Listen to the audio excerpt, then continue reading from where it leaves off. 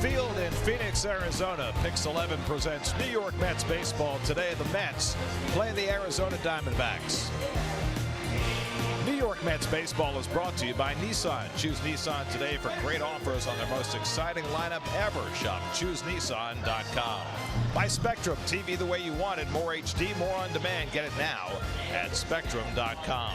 By Audi, visit your tri-state Audi dealer and get behind the wheel of the Audi model you've always wanted. By Geico, 15 minutes could save you 15% or more on car insurance. And by your tri-state Volkswagen dealers. Father's Day at the ballpark. Perfect day for dad and the kids, little kids, bigger kids, happy kids, just happy to be with dad, right? His day, their day, every day. And a pleasant good afternoon, everybody, and welcome to Phoenix, and a happy Father's Day to you. Gary Cohen, Ron Darling with you today as the Mets close out their 4-game series against the Diamondbacks. The Mets finally got themselves a win on this road trip last night, in large part to the batting heroics of Michael Conforto, who had himself a real night. Well, it really started off with a bang as he attacked the first pitch he saw from Patrick Corbin. Hit it into Rally in the Valley, and then the next time he came up with a hit, it was a curveball that he was able to hit over the right fielder's head. Just to see Conforto not only have those 2 hits, drive in 4 runs, such a pleasant sight because of how hard he was hitting the ball. You can see his career by season. We're seeing good and bad seasons, and the Mets really, to be a good ball club, need him to have a great season. Still trying to find his footing and regain his all-star form from last year, and certainly last night was a step in the right direction. Meanwhile, Zach Wheeler goes to the mound for the Mets. He's been inconsistent this year. A lot of good starts, but punctuated by some bad ones like the last one. So the result has been is that in his last 8 starts, the Mets are 0-8. He's looking for one of those good starts like he had 2 starts ago against the Orioles when he pitched 7 shutout innings. The Diamondbacks have gotten some good work out of Clay Buchholz after signing him last month. Well, Clay Buchholz started with a bang, a no-hitter in his 2nd start. He's trying to rejuvenate his career. He had a good start against the Mets at Citi Field. Maybe pitching for a spot in the rotation with a couple of Diamondback starters due shortly off the disabled list. Mets finish up in the desert this afternoon on Father's Day. Mets and D-backs, all the action coming your way on Pix 11.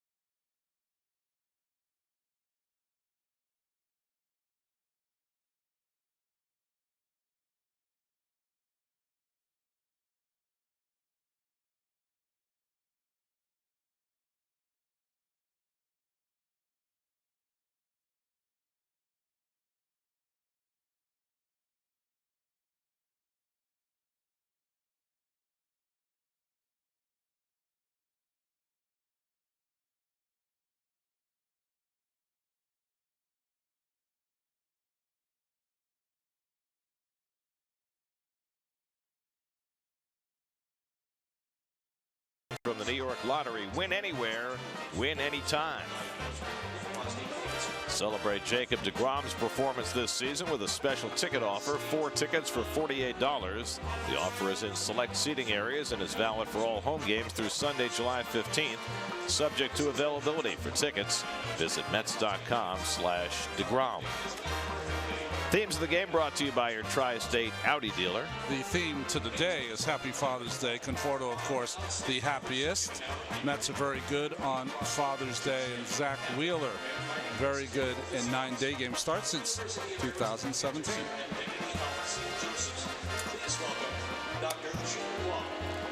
Happy father Todd Frazier having a catch with a fan. First pitch coming right up.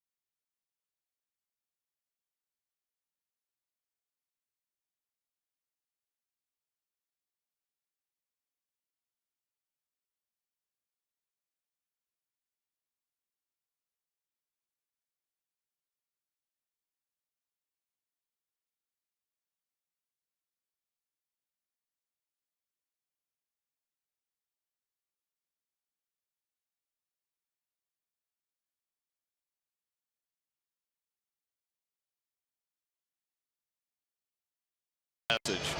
Try and absorb it. Deeper meaning.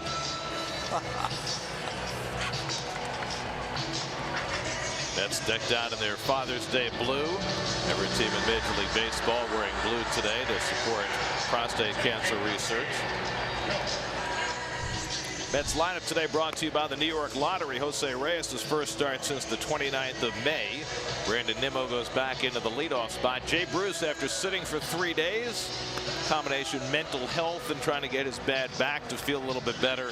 He's in the lineup for the first time in this series as the Mets go for the split of the 4 games against the Diamondbacks.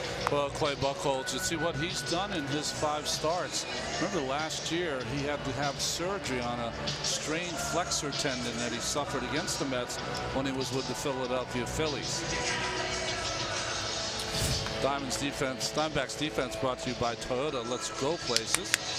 We got Alex Avila behind the plate. In the infield, Marte plays shortstop. Descalso at second base, Lamb and Goldschmidt on the corners. And if you go out in the outfield, Gerard Dyson gets the start in center field with Peralta and Jay flanking him.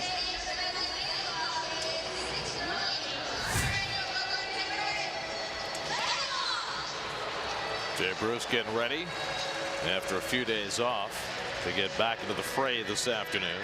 I can do the defense with my eyes closed. There it is. 95 outside today.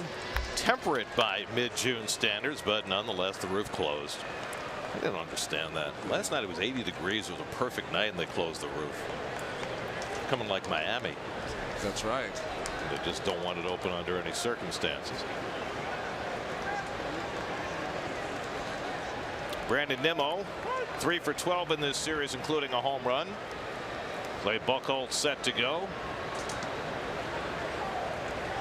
And the first pitch of the afternoon is taken outside, and we're underway.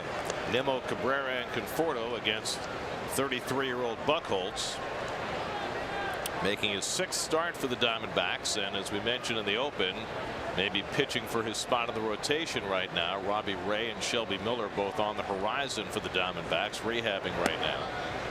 Curveball in for a strike to Nimmo, and it's 1-1. And the Diamondbacks have gotten strong work out of Buchholz and Matt Cook filling in their rotation, but the likelihood is that they may be shunted aside if those two guys are able to come back healthy. So much talent between the two of them. Ray, the left-handed strikeout artist, and Miller, who's had such a spotty career over the last few years, but is so talented when he's healthy. Well, he had that 1 year with Atlanta where his ERA and everything was great except for his 1-loss record.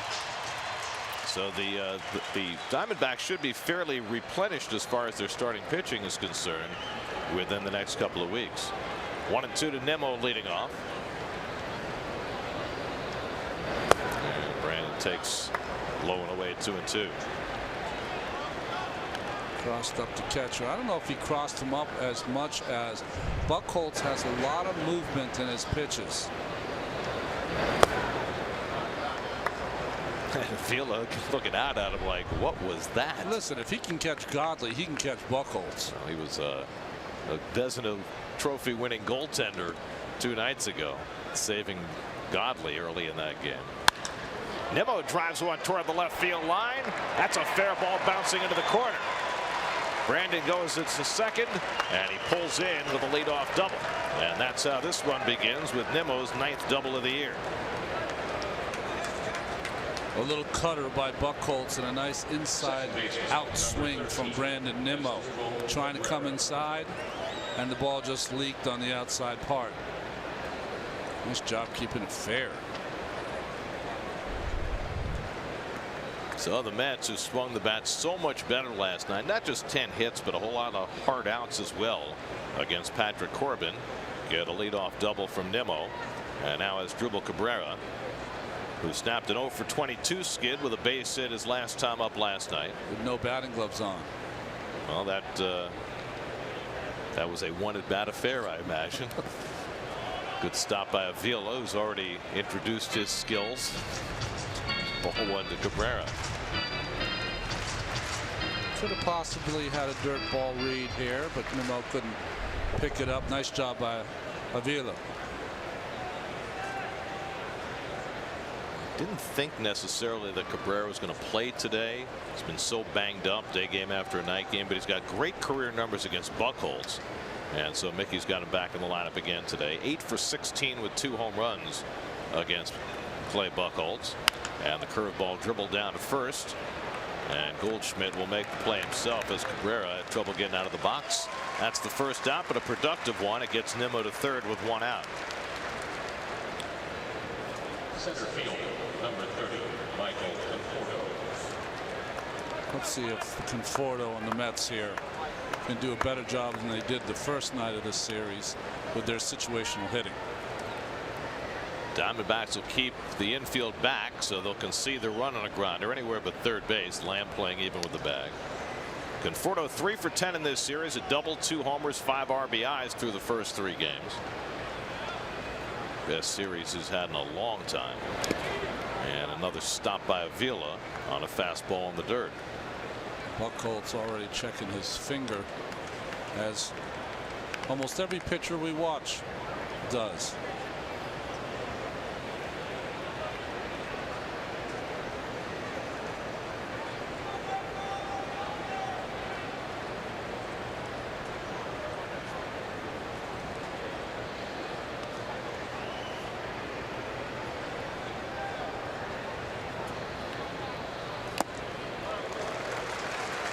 To Conforto, who among other things that he accomplished last night, snapped an 0 for 30 skid with men on base when he hit that 3-run homer in the second inning last night against Patrick Corbin. He had been at 17 runs batted in for the year, added 4 more last night. Nimmo at third with 1 out.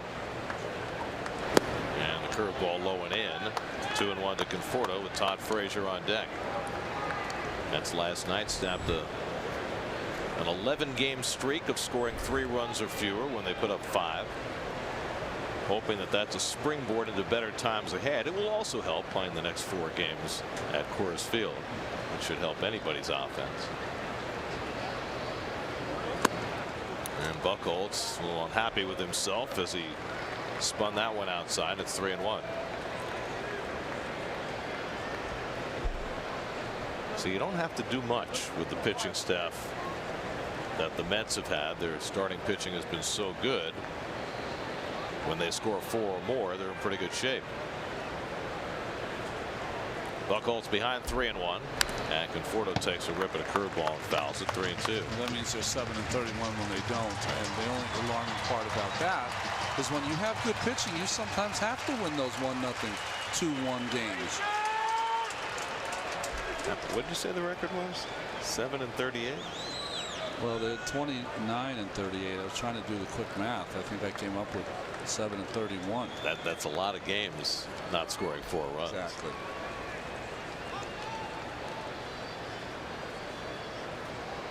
Three-two coming, and he fights off the fastball.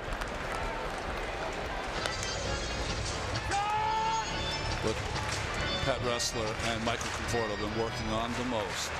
Letting the ball travel. Steve Gelbs talked about this the other night. Don't be concentrating on lifting the ball. Stay inside it.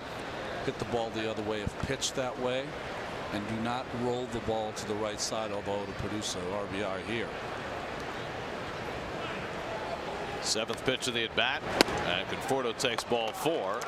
3-2 breaking ball from Buchholz, and now the Mets have runners at first and third. And see the shifting of the defense. With Frazier coming up, they move everyone to the left side, which makes it a little awkward if they get a ground ball to the left side and have to try to turn 2. But that's where they're positioning their defense. Marte, the shortstop, this afternoon. And Descalso playing second.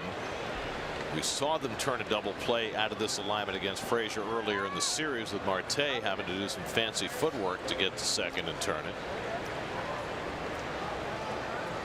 Frazier 2 for 11 in this series. Both his hits have been doubles.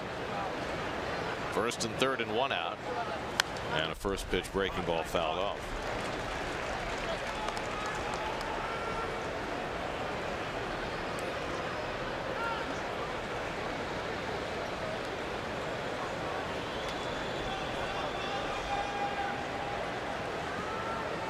Talked to Todd Frazier, and he was happy with the double he hit in his last at bat, but he was very unhappy that bat before, because he said, when I get a pitch like that, I gotta hit it in the air. I cannot hit it on the ground. There's no hits on the ground. Grounded into the shift. Now there are hits on the ground, but they're on the other side of the field. I mean, the entire right side of the infield completely open. And you know, Todd is a resourceful enough hitter. You would think he could take advantage of that from time to time. Buchholz leads it up in N1 and 1. You know, we're showing this shift, and we're really concentrating on Marte and Descalso, the guys in the middle. But always think about this: a ground ball to Jake Lamb at third base. He almost has to act like a quarterback and throw the ball and lead Descalso into second base. Usually you have a second baseman coming at you, so you have a target to throw to. Yeah, and you're leading him right into the runner, right, which makes it that much dicier. Less so now with the sliding rule, but still. Curveball in the air to center. Dyson coming in. Tagging at third is Nimmo. Nimmo's going to try it. Dyson's throw is offline. Cut off. Throw to second. Arriving safely there is Conforto. Frazier drives in the game first run with a sacrifice fly, and it's 1-0 New York. It's a nice at bat. Get the ball in. They're going to challenge to see if Conforto left first base early. Descalso doesn't know what he's doing yet, so he's going to have to put the ball back in play. Buchholz, you put it back in play, and then you make the appeal to first, if they know what they're doing. I have seen pitchers mess this up and balk when they are trying to step off to run an appeal play. And they're going to appeal at third. Nimmo. And Nimmo did not leave too soon. See, I would have appealed Conforto. I think Conforto left too soon. Here's Nimmo first, trying to get a good jump, because remember Dyson threw someone out earlier in the series. Threw out Bautista from about the same depth. That's right, perfect timing. But this throw was offline, and that's why Lamb cut it off. So now Bruce with a runner at second and 2 out. His first at bat in this series. Jay struggled with a bad back the last game in Atlanta, and you know, that combined with the fact that he really isn't playing very well right now. Mickey Callaway sat him down for the last 3 days. The first 2 he did absolutely nothing. No BP, wasn't available to pinch hit. Yesterday did a few more activities, and now back in the lineup today and hoping to get restarted. And takes the curveball low and in 2-0. Well, those are the first 61 games last year and the year before compared to this year, and obviously the difference is stark. He's got 97 at bats since his last home run.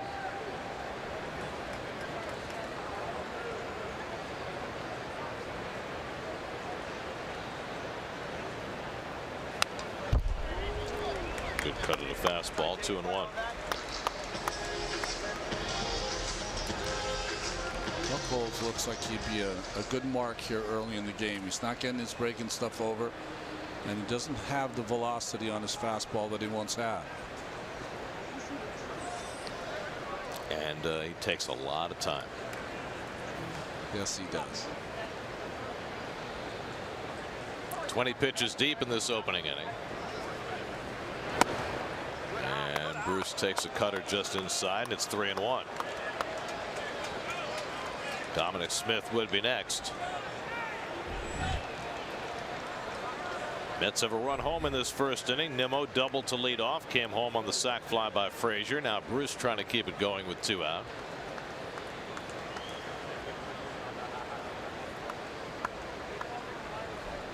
And Jay takes a big cut at a cutter, and it's 3-2.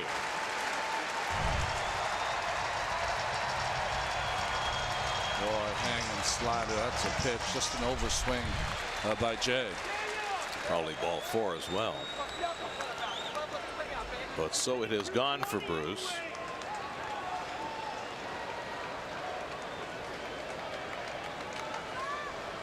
Conforto at second with 2 out. 23rd pitch of the inning now for Buchholz. And Bruce takes strike 3 called. Side retired. Mets cash a run in the first inning and lead at 1-0.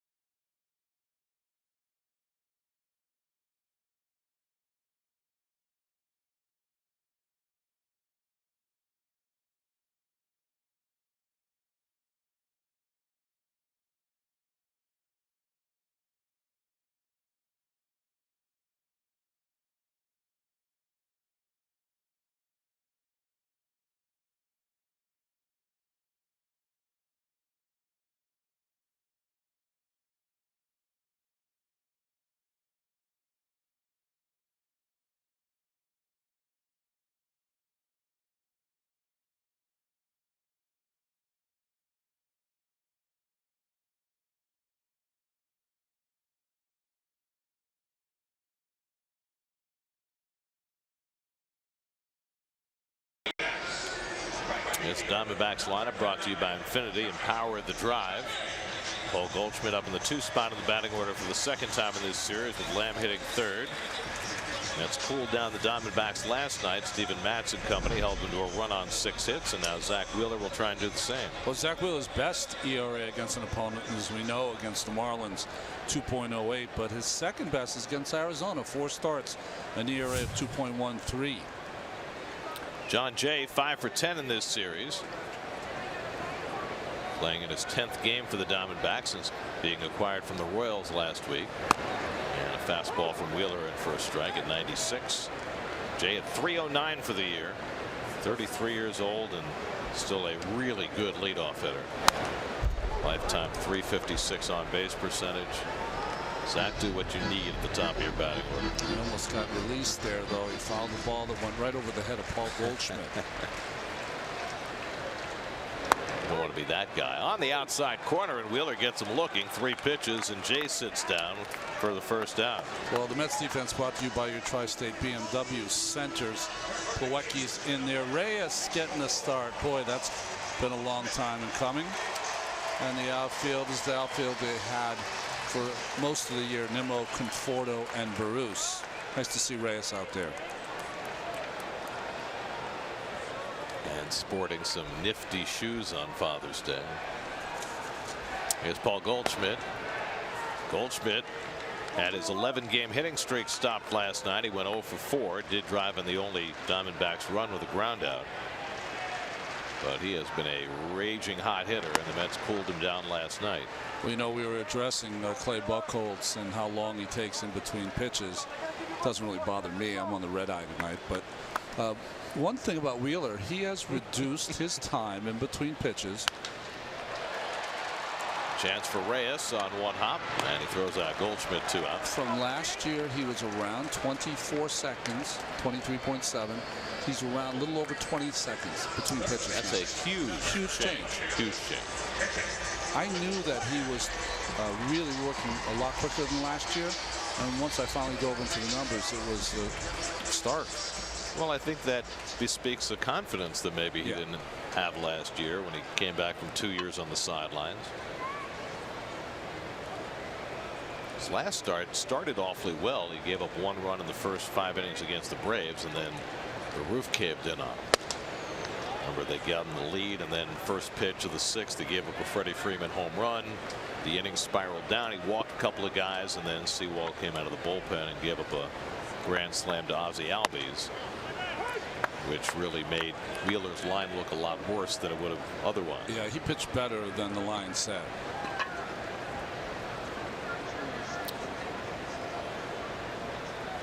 Jake Lamb with a half-hearted cut of the curveball, and it's 1-2.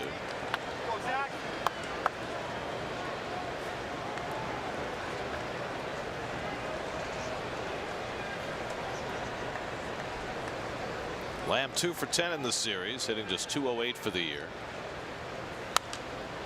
And fights off a fastball. Its starting pitching has been terrific over the last 26 games. Best in the major leagues, despite the fact that the team has not been winning. And all the other teams are styling, winning baseball. 1-2 coming. Curveball in the dirt, 2-2. I mean, it's not impossible because we've been watching it, but it's almost impossible to go 7-19 and have an ERA that low. And it's not just the offense, it's also the bullpen, which has not performed well during that stretch, but gets a boost today with the return of Jerry's Familia from the disabled list. He's active and ready to go. 2-2 coming, and Lamb with a half swing. Did he go? He did. Strike 3. Third base umpire Mike Estabrook punches him out. Wheeler has a 1-2-3 opening inning with a couple of strikeouts after 1-0 Mets. Fans, check out the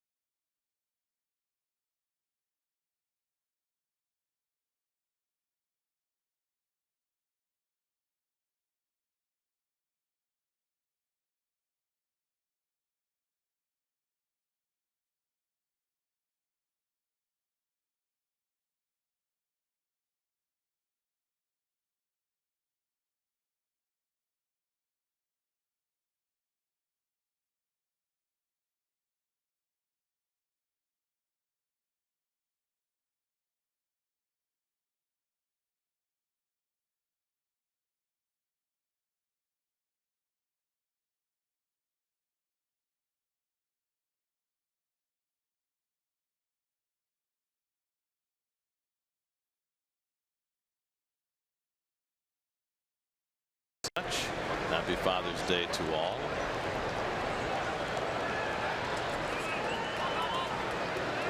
Two of my 3 kids texted me today. The other can't, so I'll let that pass. I'm 1 for 5 so far. 1 for 5.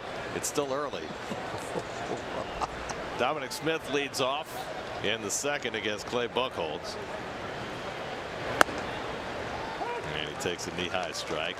Dom 3 for 9 in this series. Had a double and a home run on his birthday on Friday. And getting the start today at first base. His 5th start since being called up.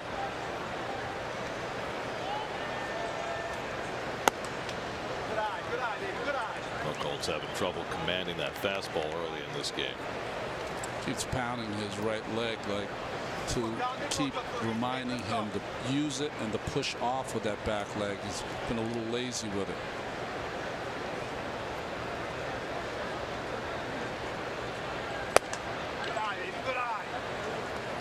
Threw a no-hitter in his 2nd start in the major leagues. He had never thrown more than 98 pitches in a minor league start. Theo Epstein called the dugout, Tito Francona, and said he's never thrown more than 98. You've got to watch his pitch count. Tito said, I won't let him throw any more than 120. So he threw 115 and threw his no-hitter. It was against the Orioles in 2007. He's had a couple of great seasons. 2010 he went 17-7, 2.33. 2013 in half a season, 12-1, 1.74. Rolled past the mound and into the shift. Marte makes the play, 1 away. Mets Health Report brought to you by Mattress Firm, where your budget stretches further. I don't even know what to say. I don't think anybody does. Well, if you're hurt, you need a mattress. He could use an elixir is what he could use. Something to keep him on the field with some regularity. But the Mets will have to soldier on without him for the foreseeable future. Here's Kevin Plawecki, 0 for 3 in this series. And a first pitch curveball misses for ball 1.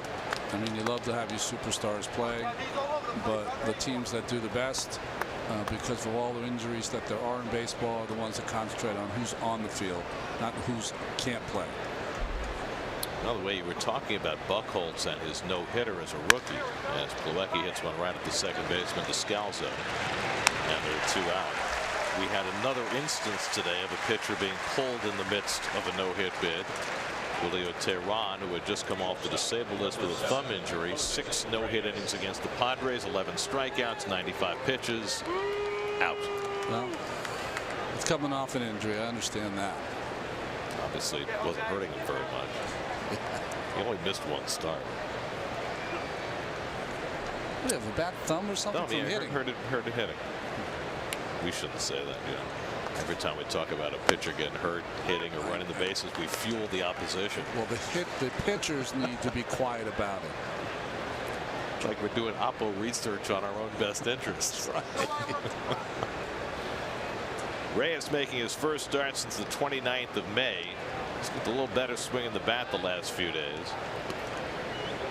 You could choose to be less thorough this year the rest of the way. Just, you know, overlook things like that. Don't let it affect us. It's not really in our nature, No, is it? It isn't. Good looking spikes on the players today. A lot of baby blue.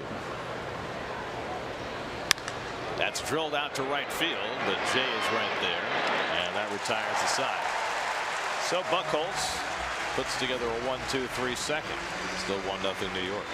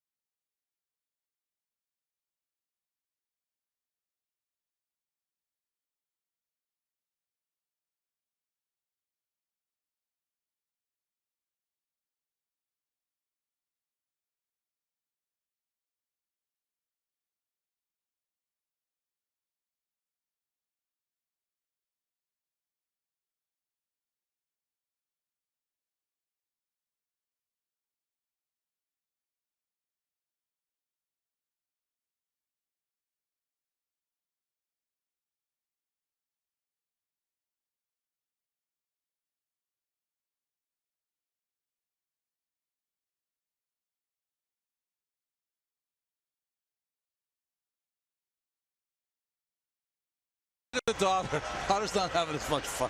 Well, it's probably more fun to come. It's like we have this little baby, and the father gives him all the attention. I get nothing. David Peralta leads off in the home second against Zach Wheeler. Peralta 4 for 10 in this series, including a couple of home runs, but he was held in check last night, went 0 for 4.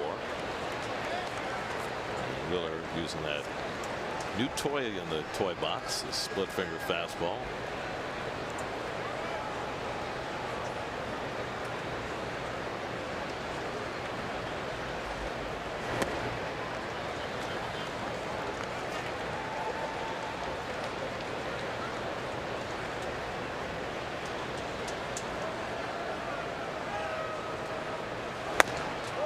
And that fastball just missed. 2-2.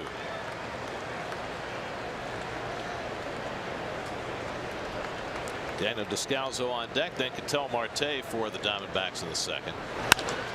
And Peralta lifts one out to left. Nimmo gives ground and makes the catch. 1 out. Out of town scores brought to you by Altice One by Optimum.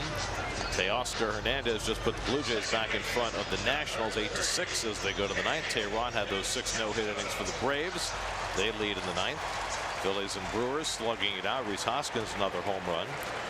Mets will see the Rockies tomorrow. Rockies are in Texas. They've been great on the road, not very good at home.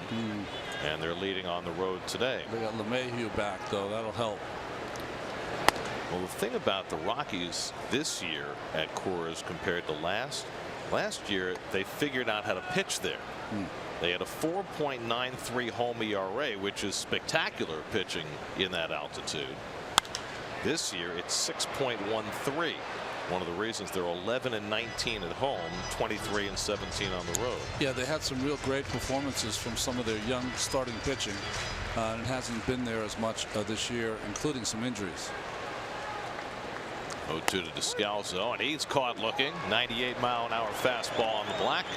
And Wheeler has his 3rd strikeout. You know, you can see how this can happen for a team that doesn't face a pitcher as much like Wheeler, is that he's known for a guy that sometimes loses the strike zone, and he is pounding the strike zone early in this game.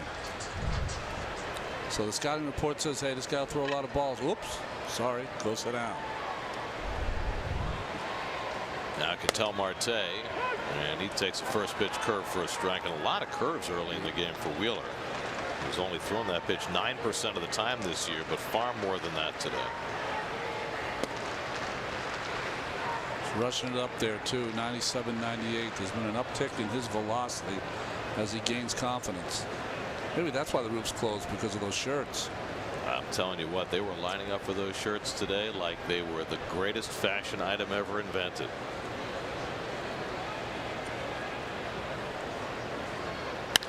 Curveball lifted out to left. Another chance for Nimmo. And that retires the side. So Wheeler has retired the first 6 with no incident. After 2, Mets 1, Diamondbacks nothing.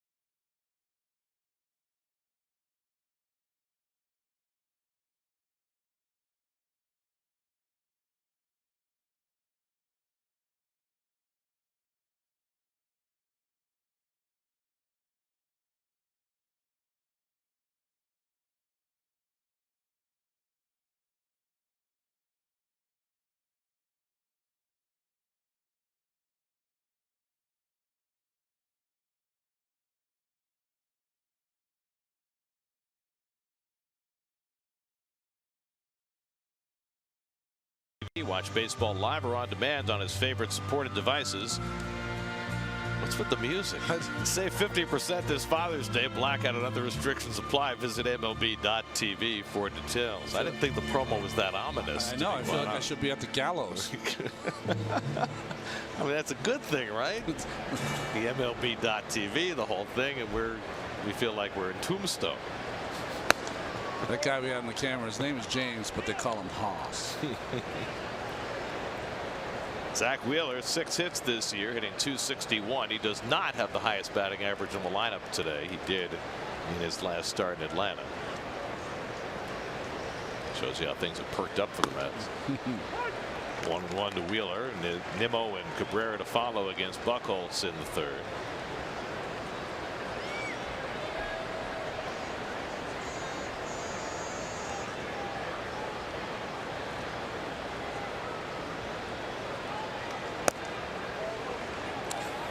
So far, Jim Reynolds, the home plate umpire, will call the high strike, will not call the low strike. We'll see if that changes over time. Maybe it's the spiffy blue mask.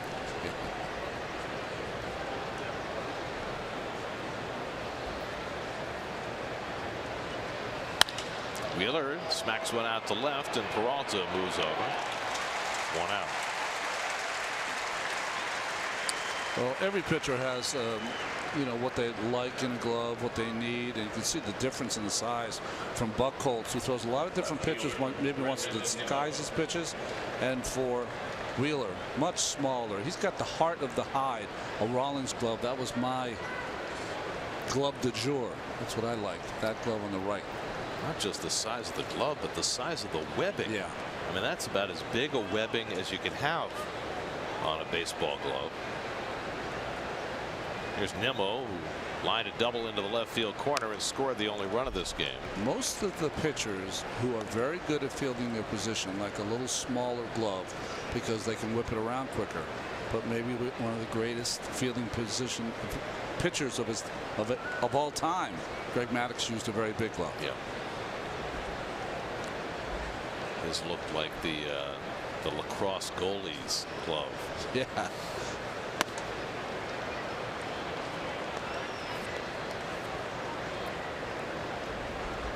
Buchholz was taken as a supplemental pick in the first round as compensation from the Boston Red Sox lost Pedro Martinez.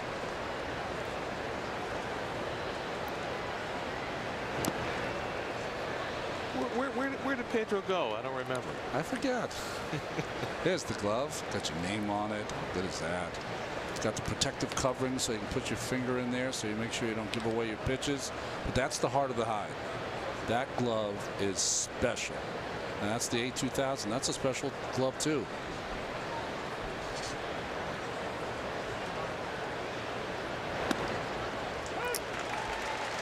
Here's the changeup over to Nimmo, 2-2. Reason I did not like the A2000 is Buchholz stuff. Texas right-hander, first round 42nd pick, two-time World Series champion, 07 and 13. A couple of all-star games. He has something in common with Jacob deGrom in that he was a college shortstop before he took the mound. Nimmo gets under one along the right field line. Tracking it is Jay. Right along the stripe, catches it in fair territory for the second out. Yeah, Buchholz went to McNeese State. He was a shortstop, and then didn't work out for him there. He had some off-the-field issues. He transferred to junior college, where he was just fooling around. They saw he could throw 89 miles an hour, so they decided to make him a pitcher. And his career shot forward from there. Yeah, he's had quite a career. Here's Cabrera, who grounded out his first time up and fights one off. 0-1. Here's Avila's catcher's mitt. He's got the old Rawlings too. That one's a little larger than the ones that guys used to wear. First baseman Goldie, broken in beautifully, and John Jays. They always have the open webbing because outfielders say that they can see the ball through that webbing. Ground ball toward the open space. Run down by Marte, but he has no play. And Cabrera's got himself a shift infield hit. Play that for 150 years was a ground out to short. Now it's a hit. So if you're pitching, you would call this a shift hit. Yeah, you might call it something else if you're Jake Arrieta. By the way, I don't know if it was karma or not, but Arrieta had the start where he was critical of the Philly shift. Then his next start, he got hammered. Yeah. Here's Conforto, who walked his first time up, and he takes a fastball for a strike.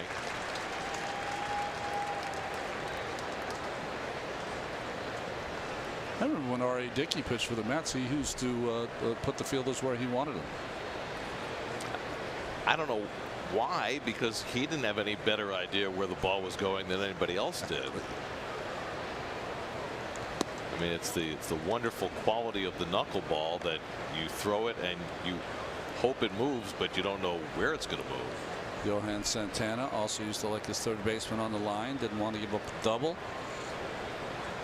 But Santana was so good in his prime, he very rarely could get 2-3 hits in a row off him. My favorite part about that is that when Santana told the third baseman to play the line, and of course they did, Ali Perez said, I want my third baseman to play the line too. Talk about not knowing where the ball's going. By the way, Ali is still doing fine. You know, he got released by the Yankees, got picked up by the Indians yesterday after Carlos Carrasco got hit in the elbow. Ali came in, got 5 outs. He came in again today and got 4 more outs for Cleveland, behind their young pitcher Shane Bieber, who got his first big league win. Conforto gets jammed by that cutter. Well, Carlos Carrasco in yesterday's ball game got hit in the elbow again. He's got hit in the arm a couple of times now. Well, he got hit in the face in 2015. Right. He got hit in the hand in 2016, which kept him out of the postseason. And this time he got hit in the elbow. I mean, right on top of the elbow from Joe Mauer.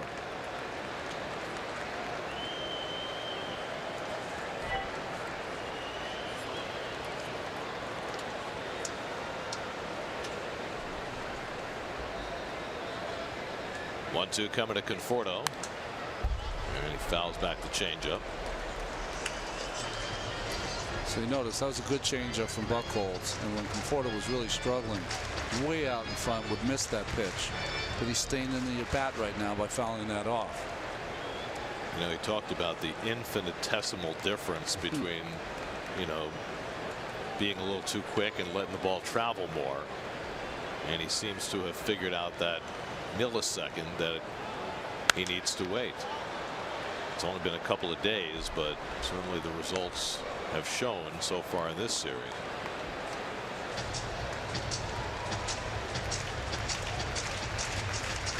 Well, finish strong here on Sunday for the Mets. Go to Colorado, which is great for the hitters. 7th pitch of the at bat coming to Conforto. And the curveball stays high. 2-2. Todd Frazier would be next.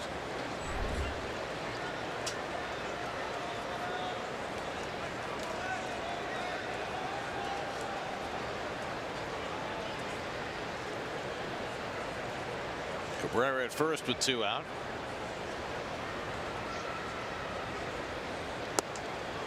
And he balloons another curve, and now it's 3-2.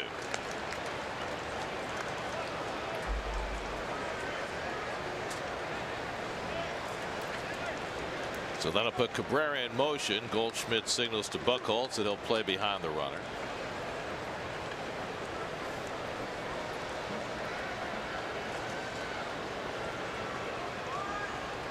Pitch number 9 from Buchholz to Conforto.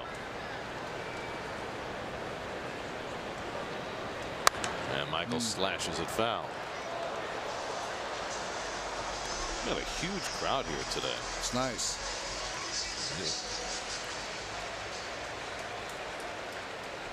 Can't foul off too many 3-2 pitches with Cabrera at first. He's only got a few runs in him. Only got so many yards per day in those legs.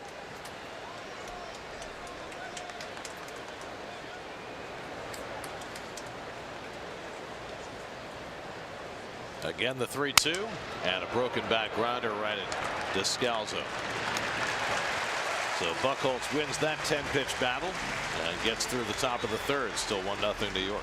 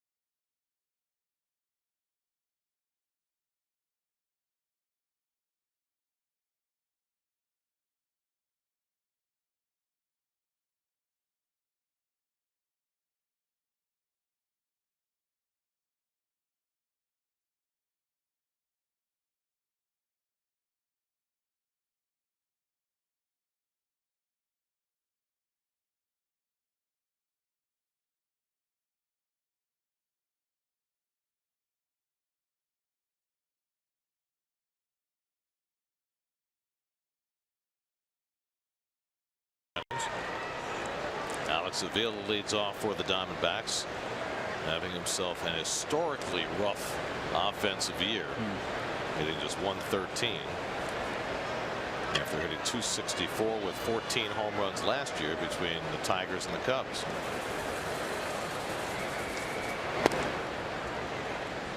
It'll be Avila, then Gerard Dyson and Clay Buchholz against Wheeler in the third. Had a season with the Tigers in 2011. That was a big year for them when he had 19 home runs and 82 RBIs. The older catcher seems to lose their ability to stay as efficient a hitter as they are a catcher. Jonathan Lucroy comes to mind also. Not too many guys who can play year after year and be productive.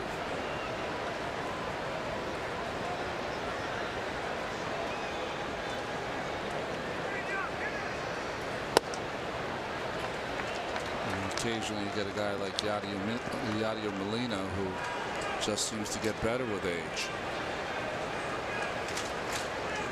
Salvi Perez is still doing it, and he catches just about every day. Other guys need to move out from behind the plate in order to still be productive. Take away that day-to-day toll. But they're a different kind of player. We saw Joe Mauer hit Carlos Carrasco on the elbow. Joe Mauer, as a catcher, his numbers were historic. As a first baseman, not so much. Well, especially since he used to hit for power, and then that went away. 2-2 to Avila, and the curveball got him looking. Wheeler making judicious use of that curveball today. That's his 4th strikeout already. Well, the Diamondbacks are celebrating their 20th anniversary, franchise that began in 1998, and they used the Diamondbacks as the kickoff for something we like to call Facts of the Franchise with that noted baseball historian Steve Gelb. Steve? Yeah, that's me, Gary. And you know, this whole idea came into being a few weeks ago. We were in Milwaukee, and I tweeted out the old Brewers logo and was shocked by how many people did not realize that the glove was made up of an M and a B for Milwaukee Brewers. So we looked into today the Arizona Diamondbacks logo to start, as Dyson just barely grounds out. Nice play there by Reyes. 2 outs in the inning. But if you look at the Arizona Diamondbacks logo, it looks basic enough, right? An A with the scales on the left side of the logo, which is for the snake. But if you actually look at the interior of the logo, the interior of the A, that is an outline of a snake's head, which you're looking at right now as we spot shadow that. So I didn't see that before, but the interior, it's a snake's head for the Diamondback. Really? Do you see that? I did. I mean, I knew that. I didn't really spend that much time looking at it. I just knew it. Did you know this, Ron? What? Initially, the colors of the Diamondbacks were the teal and the purple. It changed in 2007 to be the red and the black. The reason why they did that was because of the advent of HD TV. Teal and purple are notoriously difficult colors to match up fabrics and textiles. So when everything switched to HD, the discrepancies in the color of the helmet and the socks and the jerseys came into being, came into clearer focus, and they switched to easier colors. You're saying it's our fault. Yeah, of course. Always is. It's always our fault. FOTF, facts to the franchise. Can't wait for the Rockies report. See, now that looks just like a snake's head. There you go, right?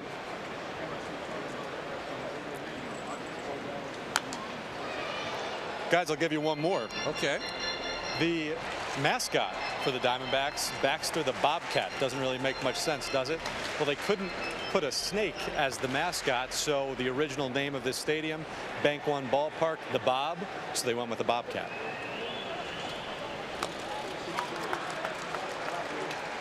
Well, that is a great initial helping of facts of the franchise. I love that. Way to go, Steve. And Zach Wheeler is perfect through 3 with 5 strikeouts. That's a fact. Take the rest of the game off.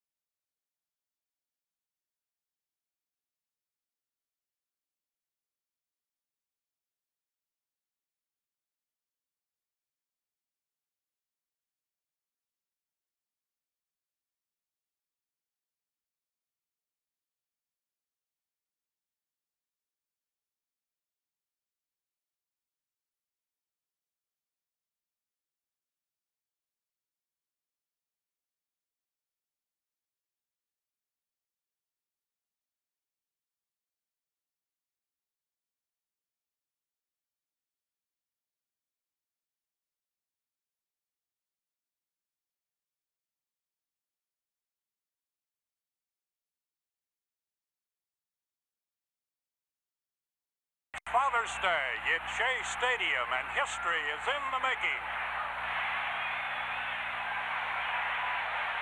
He struck him out. Jim Bunning has pitched a perfect game.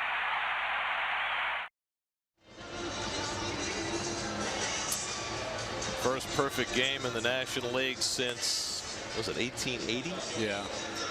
And it came in only the 31st game played at Shea Stadium.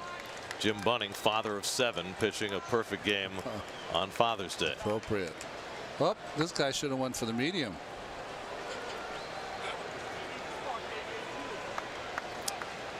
Shirt is really hard to explain, isn't it? They were having bad father dance inning. I just want to know if the shirt is going to be part of the next installment of Facts of the Franchise. That's next inning. How did we get here?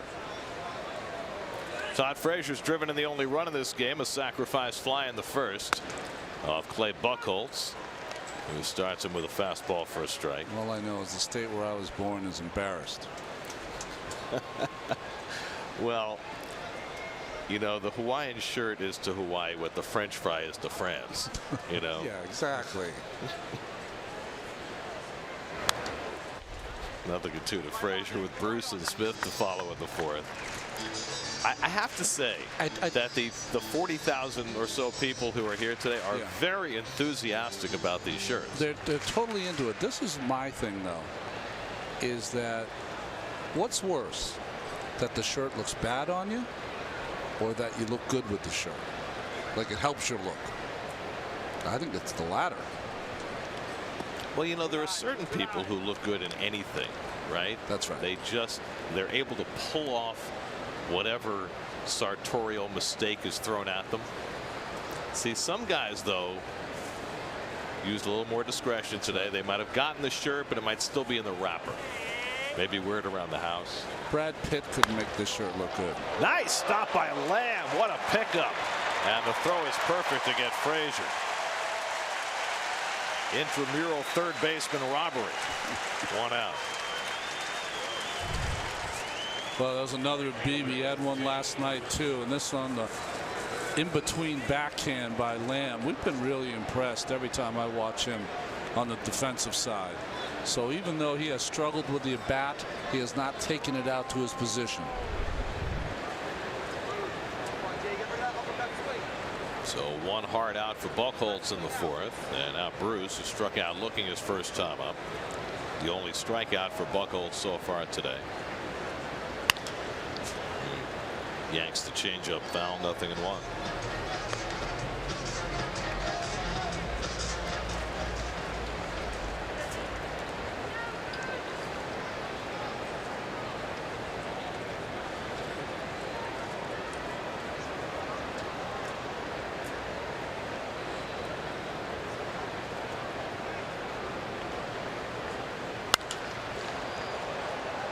Popped up foul, and that'll head toward the seats.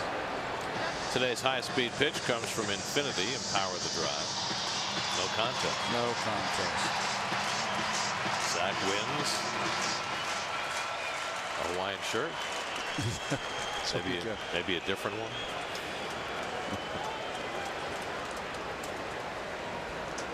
You can get away with that on the plane now, the team plane now. That would work. Wow. Nice changeup by Buchholz to strike out Bruce for the second time. And there are 2 away. This is the best changeup he's thrown all night. See that? Turned it over almost like a screwball. I was kiddingly just saying that because in our day it was a suit and tie was on every single flight, and almost every team in baseball now is just a pair of slacks and a collared shirt.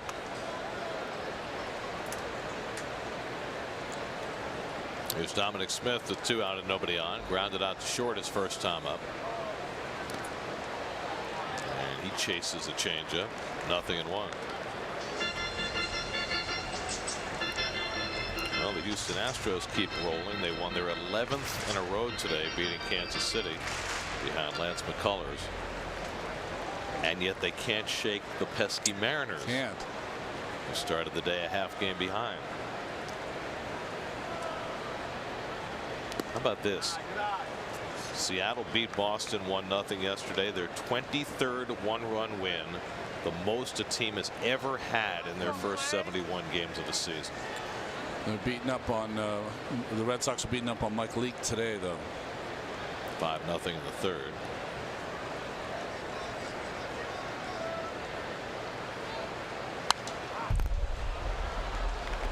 You see Dominic Smith's face. A big smile, like, how did I miss that pitch?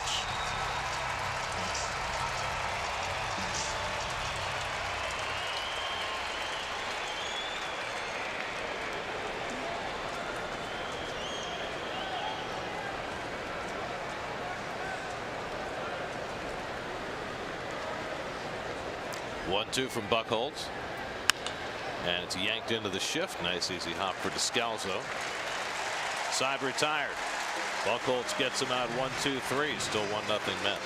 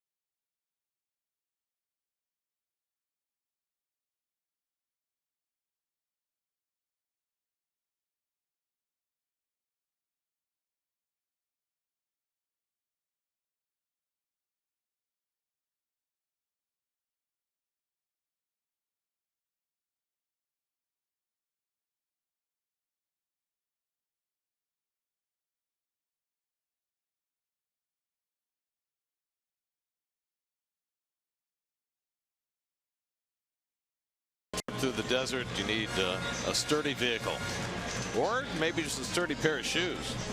You need a desert dog. I think those shoes might not be adequate to the task. I think hiking boots are in order. Yes. Just tell Keith.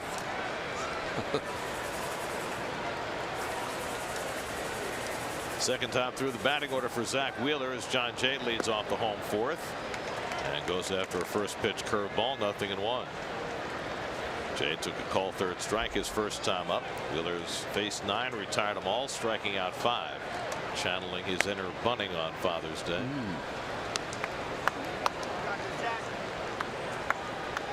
It'll be Jay, Goldschmidt, and Lamb for the Diamondbacks in the fourth.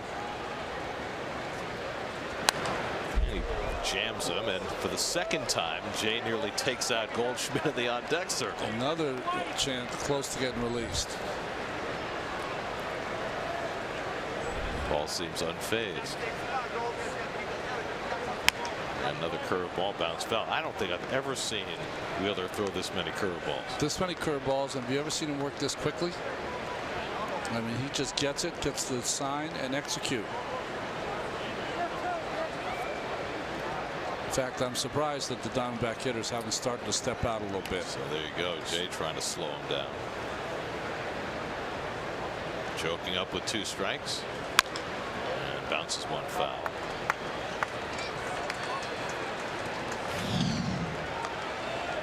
Well, the start against the Orioles was magnificent, and it was pretty good for a while back in his hometown in Atlanta until it blew up in the 6th on him. And then the Cubs, even before that, was 2 runs in 6 innings, and those 2 runs were given up by the bullpen. So he's been pretty solid. And he strikes out Jay for the second time. Got him with a slider. 6 strikeouts now for Wheeler.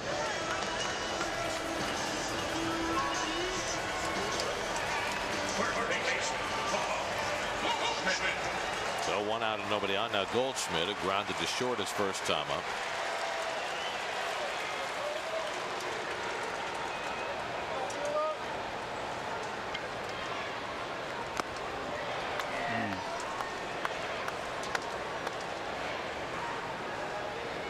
Who's Hot brought to you by Geico. That's even with a hitless night last night.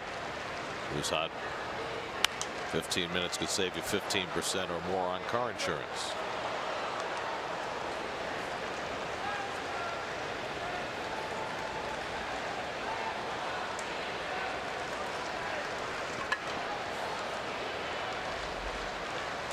Wheeler ahead 0-2. And just off the plate. Ball's right there. Got to get that call against a hitter like Goldschmidt. Ball caught all of the strike zone.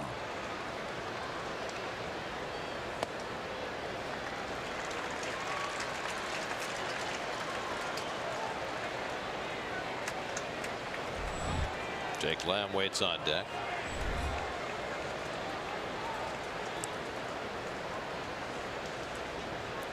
Two coming. And Goldschmidt lays off the slider. 3-2.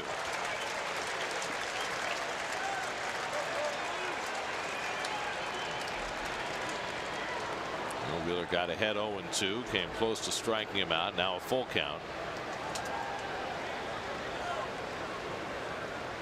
Plawecki back to the curveball, and he misses with it for ball 4. And so Goldschmidt becomes the first base runner of the day for the Diamondbacks. Well, a good at bat by Goldschmidt. It should have been struck out on the 0-2 pitch. But after that, he took some real tough pitches down in the strike zone and worked out a walk.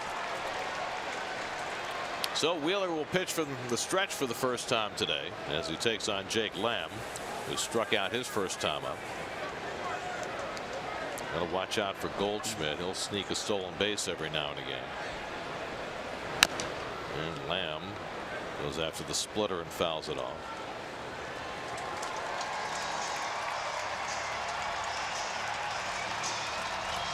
Jake Lamb missed nearly 7 weeks with a left shoulder injury, and he's had over 100 at bats now, but really has not been able to crank it up offensively yet. He's a big force when he's ready. And Wheeler makes him move his feet. A ball and a strike.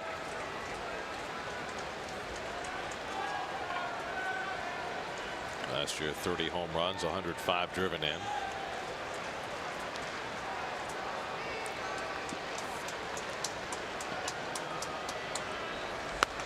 And that curveball bends to the outside corner, and it's 1-2. What a weapon that is today.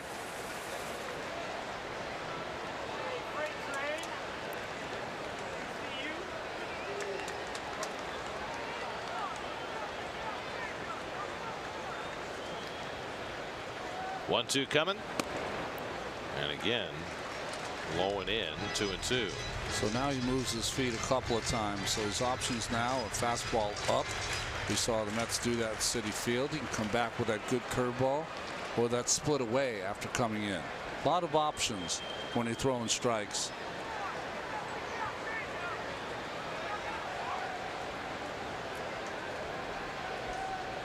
Two to Lamb. Curveball line, base hit. First hit of the day for the Diamondbacks.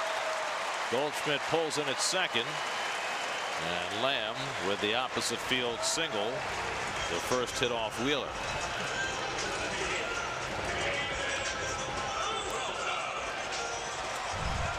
Remember, the curveball early in the count is going to be more apt to be taken by the hitter. They don't want to swing at a curveball, but with 2 strikes and the 2-strike approach, a lot of times they want to put that ball in play. And this one was up and didn't have the sharp spin that the one prior did. So even though it's on the outside corner, it kind of was a roller. So the Diamondbacks with their first opportunity of the day, and David Peralta stepping in with 2 aboard and 1 out. Peralta flight out to left his first time up. And he takes a fastball for a strike. Goldschmidt has been their hottest hitter as we documented, but Peralta's been pretty good in June himself. Hitting .357 for the month. And 2 home runs in the opening game of this series. Change up outside, 1-1.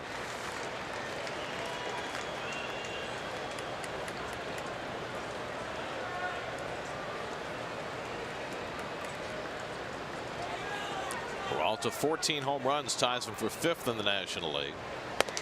And takes a cut at a high fastball, and it's 1-2. He's got some extra life on that fastball today. That should tell you something there, because Peralta likes the ball down. So up in the strike zone is his Achilles heel. Get a lot of hitters these days swinging at those high fastballs, even though it's not something that they're fond of hitting.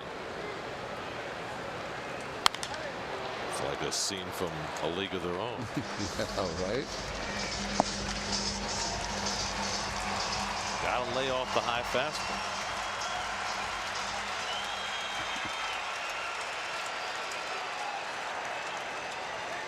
But I like the high one. Nag, mule. My favorite baseball movie, by the way. See, now that's that different. splitter. That's that high splitter. That's not a good pitch. Yeah. The high fastball is the pitch to go with, especially if he can get it in on Peralta and tie him up. He likes the ball out over the plate and down.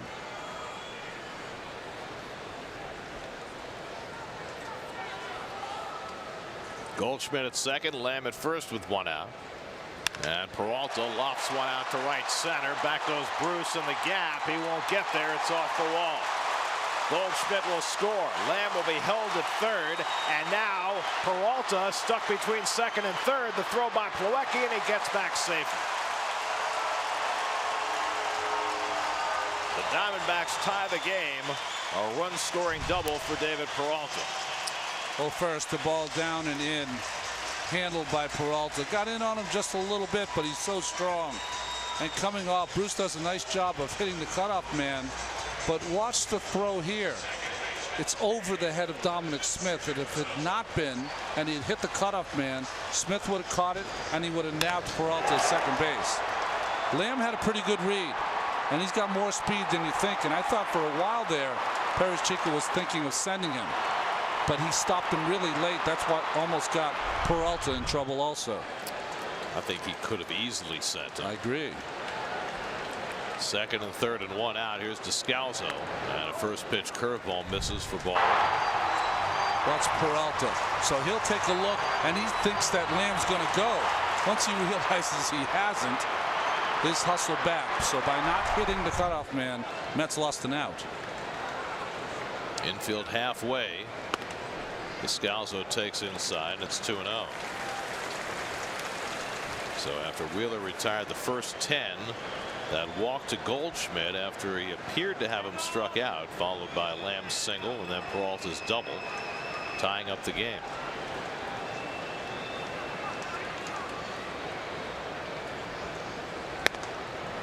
And now 3-0 to Descalso. Here's a run again on our all 22 camera. Watch the throw come in. Just too far over the head of Dominic Smith for him to make the play, and it's a shame because they would have nabbed an out. Marte on deck. 3-0 to Descalso with first base open, and he takes ball 4, and that'll load him up. Second walk in the inning for Wheeler. Dave Alwyn will visit the mound before he pitches to Marte with the bases full. Okay, so we've been watching Wheeler really work quickly, and he has been great at doing that while no one's on base. When people get on base, then you got to slow it down a little bit, because now you got to, each pitch is just so important to the welfare of your team. So I think that's why Allen's going to talk to him anyway, much like what Matz has been learning, right? And that is slow it down, make the proper pitches. What do you want to do in this situation? You've got one out. Marte's got a lot of speed, so you're probably not going to get a double play. So how am I going to get Marte out? Pitch by pitch, take your time.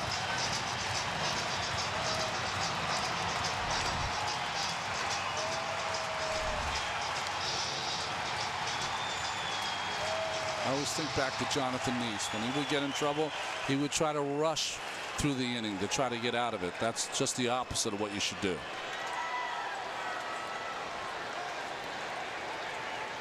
And what do we have here? Looks like he's throwing someone out. I think he just threw somebody out. Somebody at the end of the Mets dugout. I'm not sure if it was Mickey or somebody else.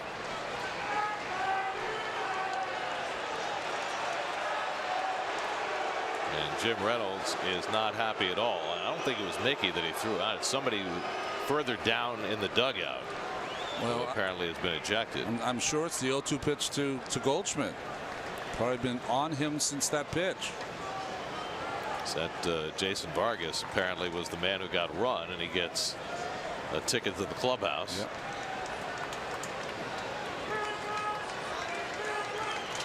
protecting his fellow rotation mate by getting on the home plate umpire. If it's that easy, I might start yelling at Jim Reynolds.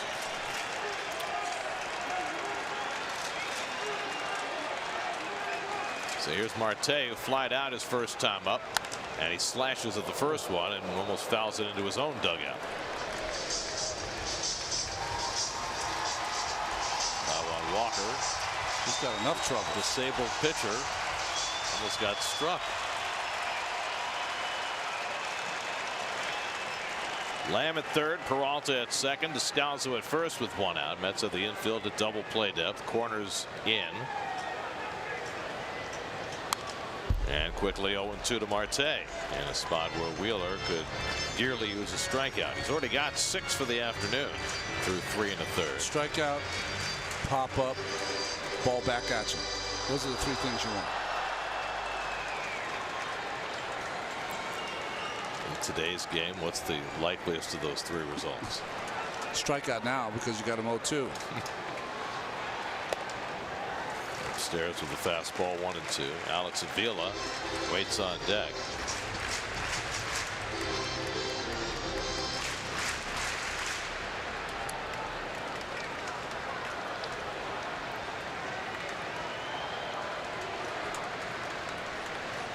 One-two coming, and the curveball fouled away. Bases loaded situations for the Diamondbacks this year have been rally killers. They're 6 for 50 with the bases loaded. You say 128 or something? 120 now. No, 120. Yeah, they've had a couple of fruitless at bats in this series with the bases full. You're ahead 1-2. If you're going to throw a curveball, you want to bounce it. Have something that you can get the strikeout with. Marte lines one foul. I know the Mets pitchers are taught not to waste pitches, and that is certainly a theory that you can go with.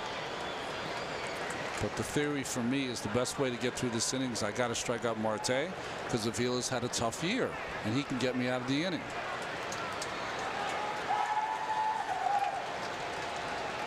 Again, the 1-2. And again, a late swing and fouls it off on the splitter. And that hurt his hand.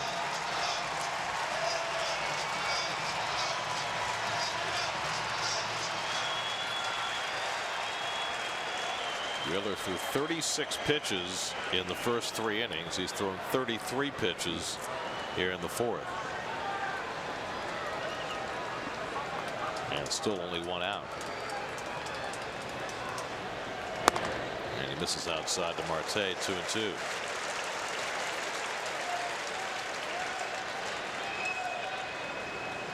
Something's got to happen here. You don't want to get to 3-2. Doesn't give you any room for error. This will be the 8th pitch of the at bat coming to Marte. And he hits a tapper. Cabrera is going to go to first with it, and just in time. He looked home, thought better of it, and by the time he reloaded, Marte almost beat that ball out. And the Diamondbacks indeed might challenge this call. Marte thought he was safe. I was wondering why Cabrera just didn't initially just go to second base to keep the force. Go to second. There's no chance you're going to get him at home. The Diamondbacks will not challenge. The lead run comes home. It's 2-1 Arizona. That's the 2nd out of the inning. So Marte gets credit for the RBI as Lamb comes home. Ball in the glove just as he steps on the bag. Now Avila with 2nd and 3rd, 2 out, and he skies one to center. Conforto back, has room, and puts it away to retire the side. But the Diamondbacks grab the lead with a pair. Peralta with the RBI double. 2-1 Arizona after 4.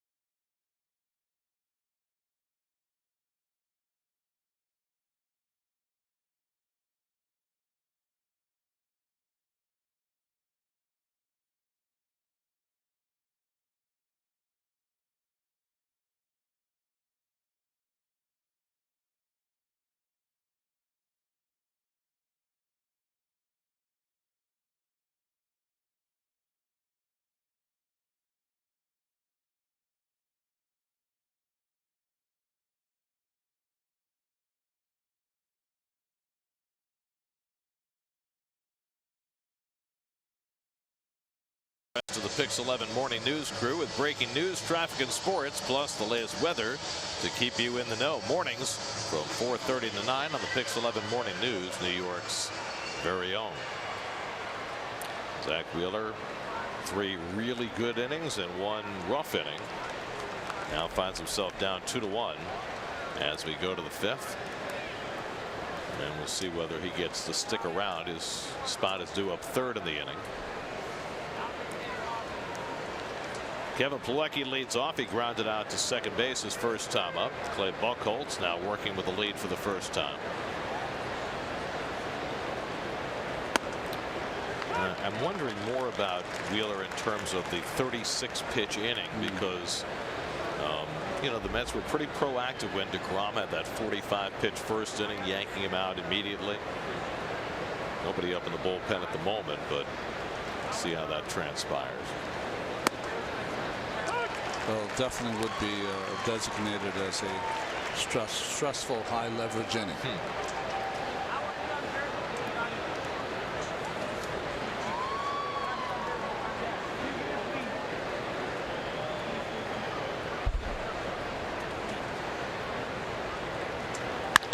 Plawecki smacks one through the hole for a base hit.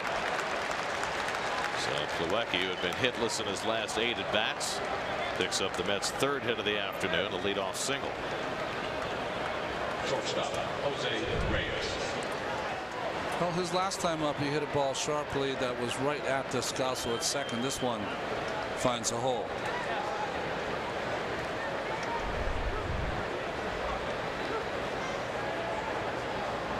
So now Reyes, who flied out his first time up with the tying run at first, and Wheeler is going to come out on deck.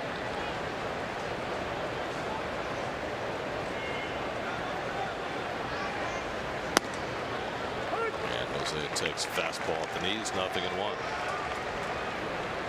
Ahmed Rosario just getting the day off today. And Reyes making his 14th start of the year, his first in the month of June.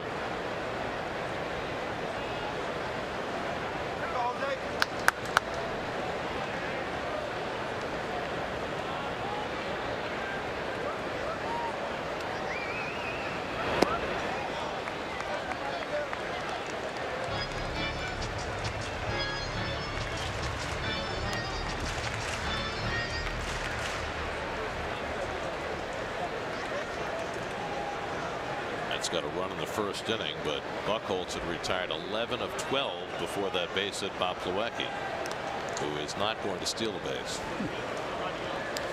And very slowly, Buchholz putting together another pretty good start. Sure, he bores the opposition to death.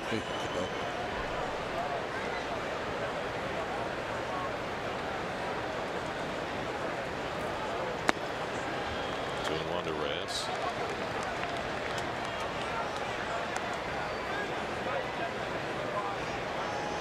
Buchholz is right in the middle of Dice K and others when the Yankees and Red Sox routinely play 4+ hour games.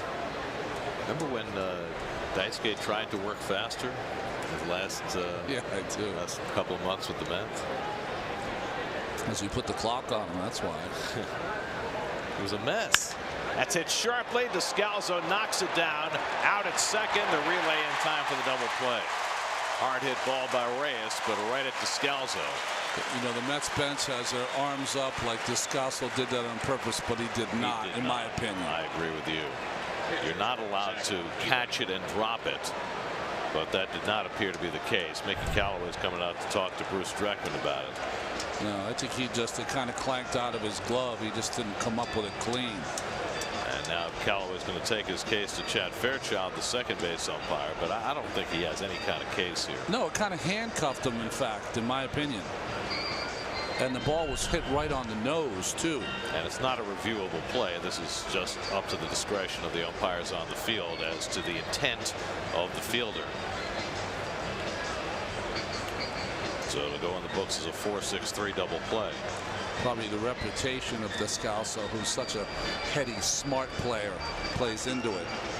But it was hit so hard, had a lot of topspin on it, and see how he catches it almost between his legs and handcuffed him. I mean, clearly there was no intent there. So here's Wheeler, who flied out his first time up. But an encouraging at bat for Reyes in a series of encouraging at bats for Jose.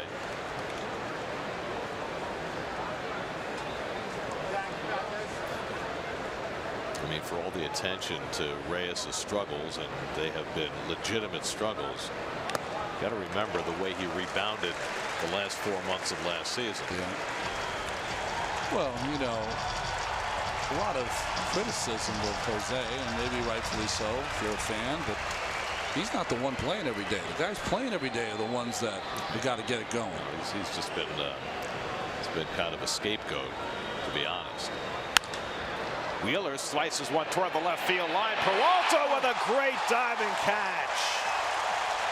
Boy, the Diamondbacks have just played some extraordinary defense in this series. And that time Peralta took an extra base hit away from Wheeler to help out Buchholz and end the inning. The former minor league pitcher shows off his glove.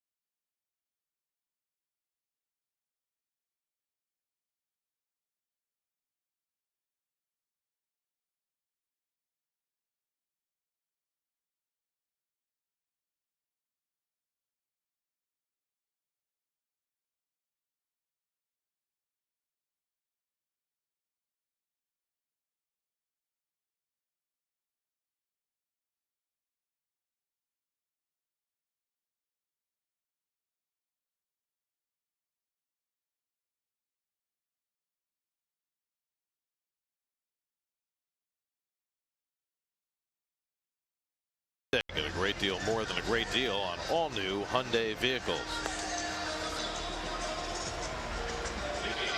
Quite a vista. They're beautiful.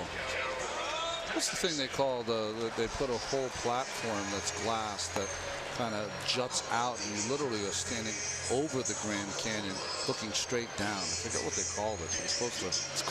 It's called vertigo. It's vertigo, yeah, for all of us. Well, if you're Wheeler here, you got to be very careful with Dyson and be aware of the bunts, all the infielders. Dyson hit a slow roller to short, and Reyes made a nice play to throw him out his first time up. And Frazier way in at third. Smith a step in at first to guard against that bunt. And a half swing on the curveball, and he fouls it at the plate, 0-1.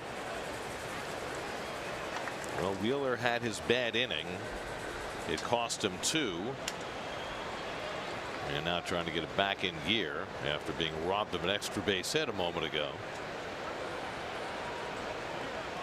We were just talking between innings. His offense has changed a lot.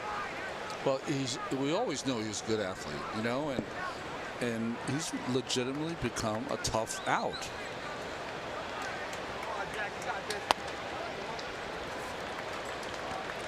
But the guys on the roster still playing. It's DeGrom's probably the best hitter, but Wheeler's getting closer.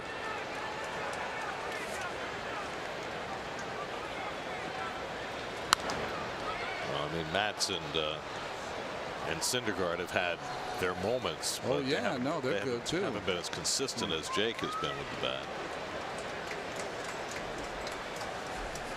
Keep hitting, guys. Got to fend off that DH. That's right. 2-2 coming, and it's taken low, and a full count to Dyson, a man you just cannot afford to walk.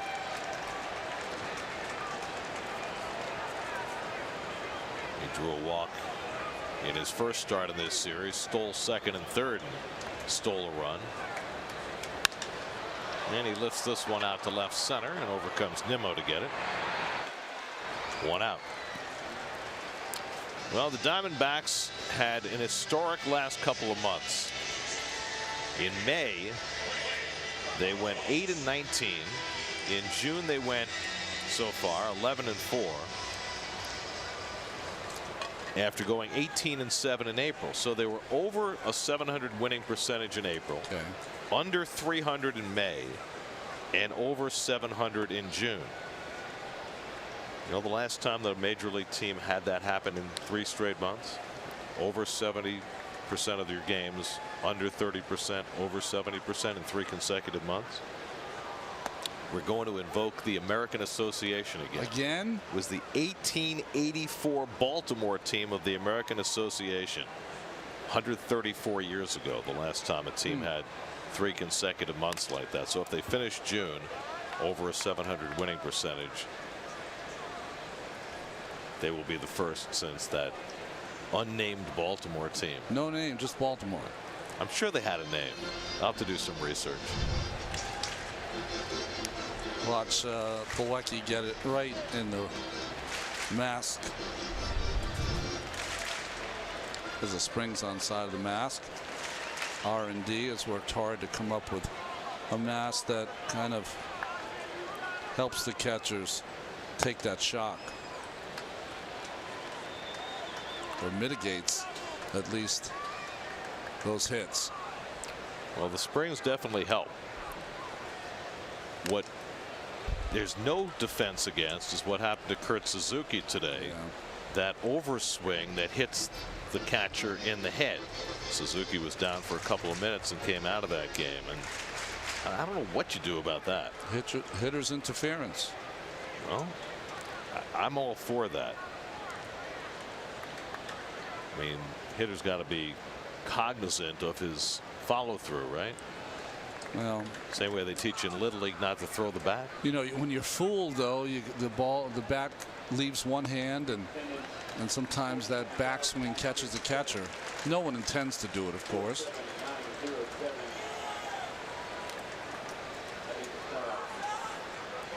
3-2 to Buchholz, and he goes down swinging on the fastball.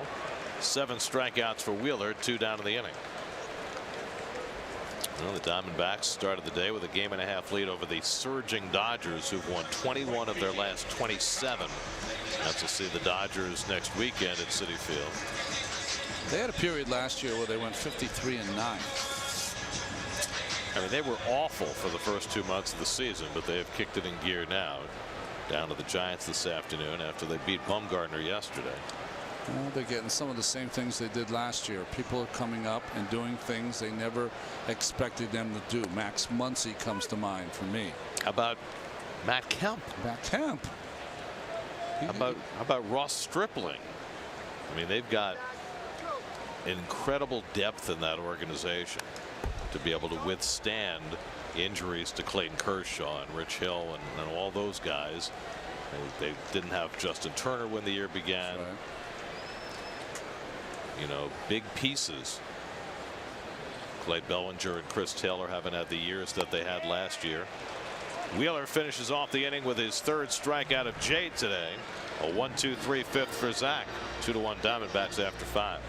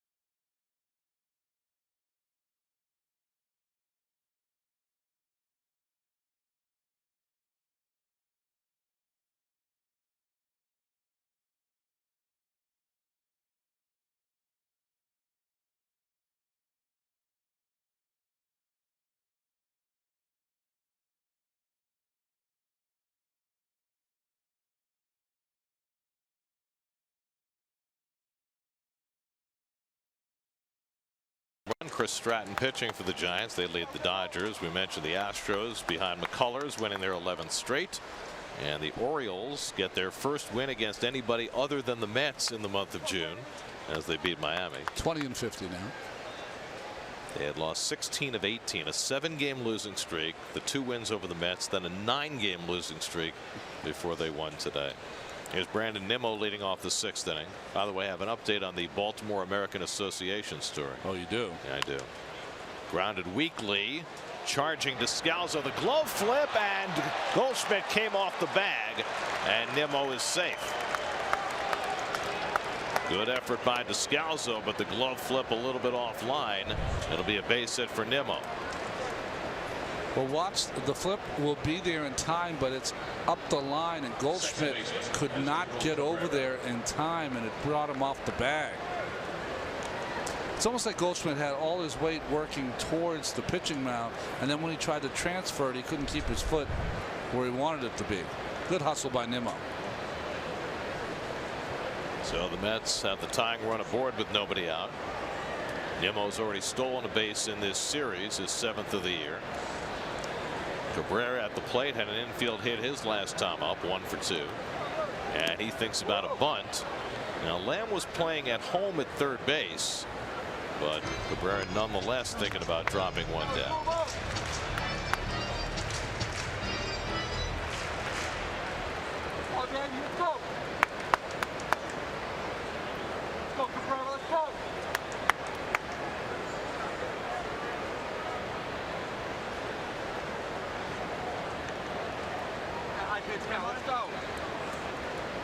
So that 1884 American Association team, the roller coaster season that the Diamondbacks are copying. The Baltimore Charms. They were known as the Orioles. Oh, wow. Okay. They were. And their leading home run hitter was Oyster Burns.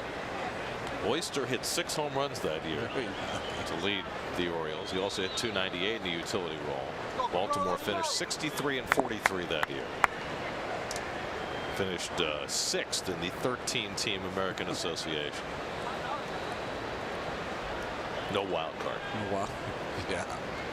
There goes Nimmo, a hit and run play, and Cabrera just fouled. Good idea.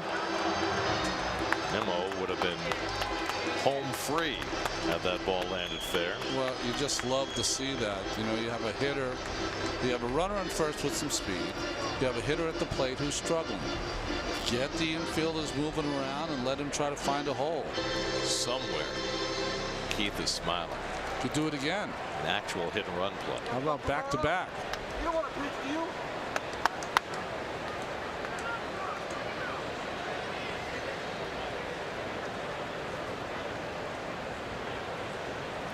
Look at that. You don't want to pitch, do you? Buchholz has a quick move, but he has a little short arm throw to first base.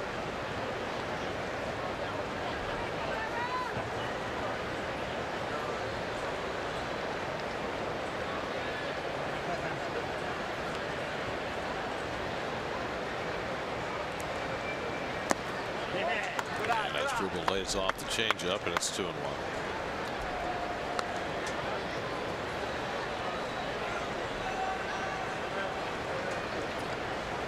Interesting. With the shift in the way it's configured,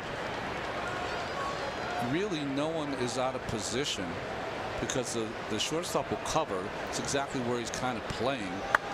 So really the only place to hit it is on the left side, right? He's not going to really take him out of position because of where he's starting.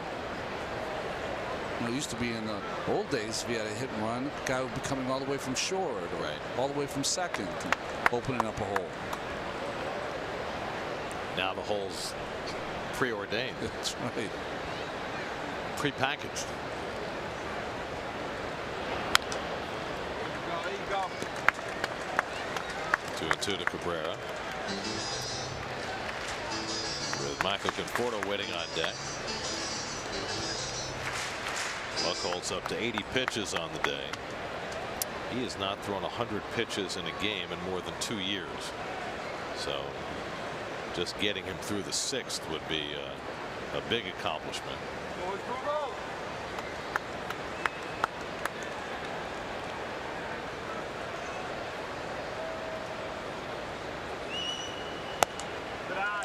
he runs the count full to Cabrera. Buchholz has walked 1. He's struck out 2. He's given up 4 hits, 2 of them infield hits, including the 1 in this inning. I have to figure you sent Nimmo here, right? Yes. Only way you would think of not doing that is if you think Conforto's so hot, you wanted him to at least get up. But it could be with 2 out if he gets into a double play. He's running, and the pitch inside, ball 4. The throw is of no consequence, and the Mets have 2 men on. So an infield hit and a walk, and the Mets have something working here in the 6th. Second walk given up by Buchholz.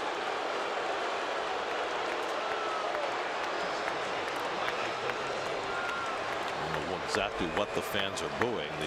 The ball 4 call, or did they think you can throw a guy out at second in that situation? You know, I was wondering if T.J. McFarland got too much work last night, because I would have had someone up for Conforto because of Buchholz. They're just starting to get the bullpen cranking now. Too late now. Andrew Chafin is the first man up. Conforto has walked and grounded out 0 for 1. First and second, nobody out. And Conforto takes low and away, ball 1. And Buchholz staring in at Jim Reynolds after that call, but Reynolds has had a pretty small strike zone all day. Never bunt with Conforto here. He's your best hitter in the lineup right now. So Chafin's going to be ready for Bruce, who's struggling. They don't have a left-hander ready for the Mets' hottest hitter. Although the way he tagged quality lefty last night, who knows if that would work. And he yanks one down the line foul.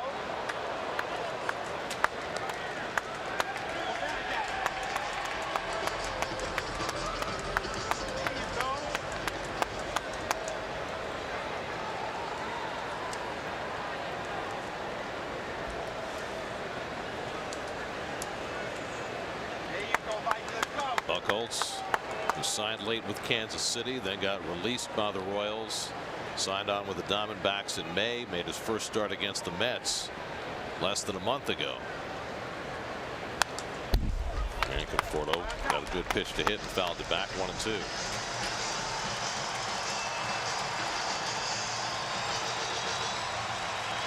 Rotation insurance, every team needs it. And the Diamondbacks found a piece they needed in Buchholz. Whether he gets many more cracks at it remains to be seen.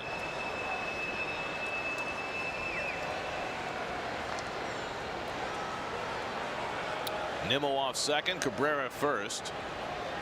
1-2 coming to Conforto. And that's away, a cutter. 2-2.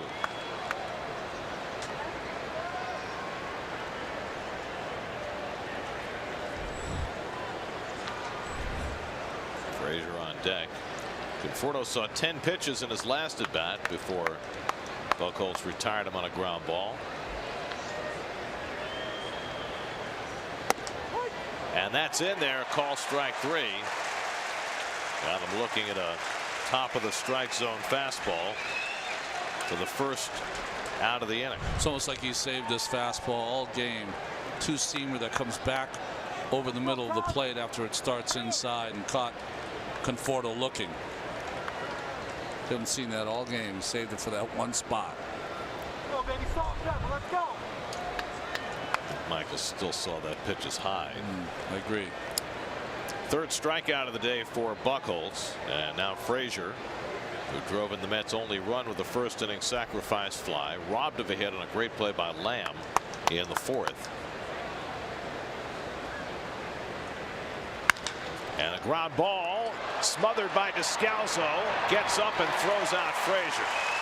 Another fine play by the Diamondbacks defense on a ball that appeared ticketed from a hole, and Descalso gets his man for the second out.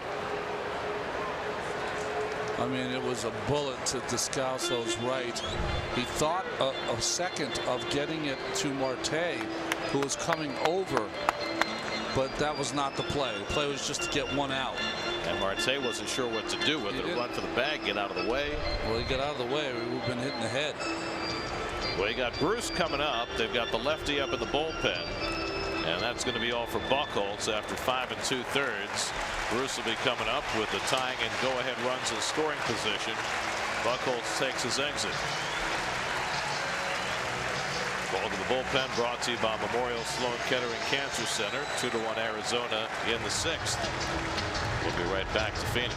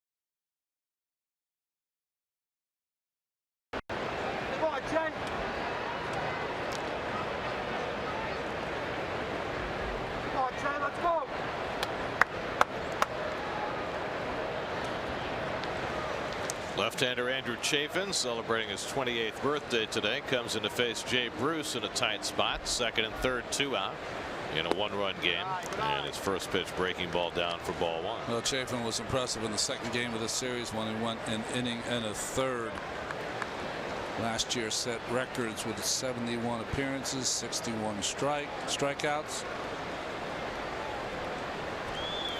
Nimmo at 3rd, Cabrera at 2nd with 2 out. And Bruce takes it inside 2-0. Todd Frazier robbed of a hit for the 2nd time today. And he's getting a little frustrated. Yeah, for a ball player, they call that a snap. And that's a serious one.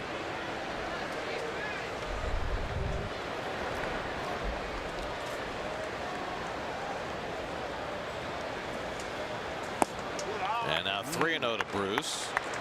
You got Dom Smith standing on deck, another left-hand hitter. Diamondbacks get a right-hander up in the bullpen now. Bruce has been up twice, struck out both times today. Fernando Salas up. He looked good last night.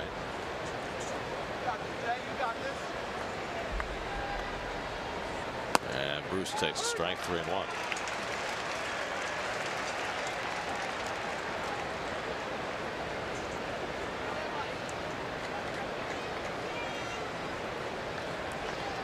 Jay hoping for good things after sitting out the first 3 games of this series. 1 for 3 in his career against Chafin.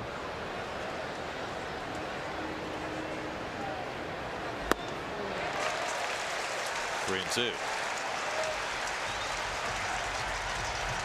So late on that fastball by Chafin.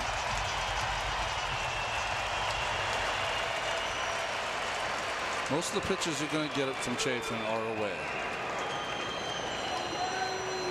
Jay should look to go that way.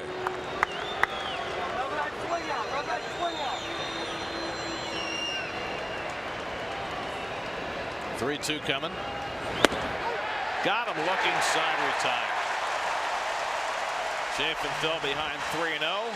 Comes back to strike out Bruce. And the Mets strand 2 in scoring position. Still 2-1 Arizona.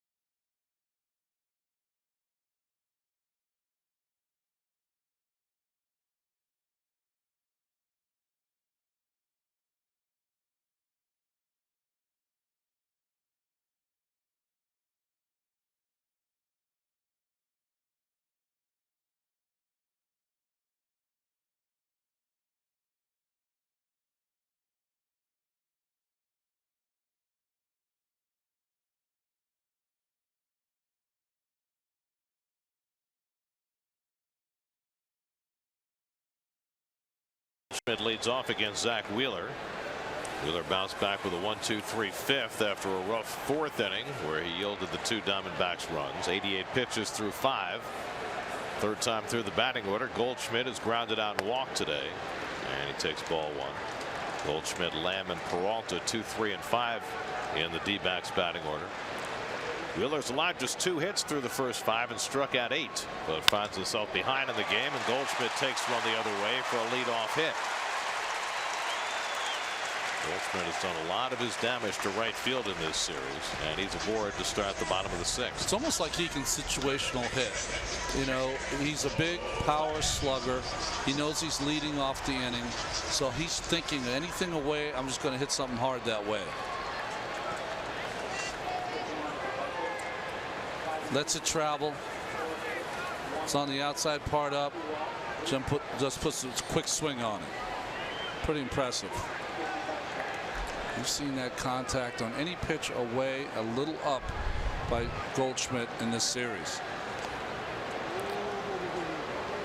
Kickoff throw into the runner, and Smith made a nifty pickup. Let's get the bullpen going behind Wheeler. Jerry Blevins is up with Wheeler at 90 pitches. 3 left-hand hitters in a row here. Lamb, Peralta, and Descalzo. Lamb had a base hit the other way his last time up, and Wheeler comes inside with a fastball. 0-1.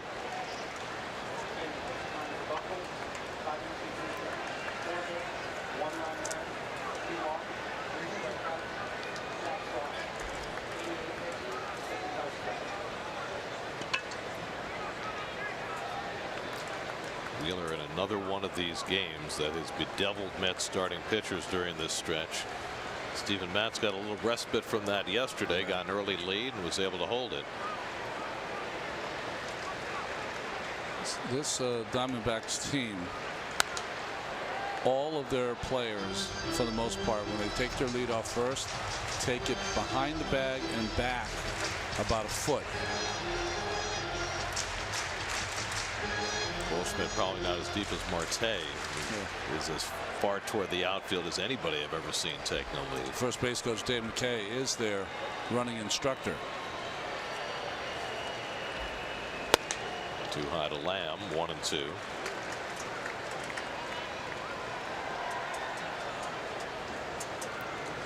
There's Dave.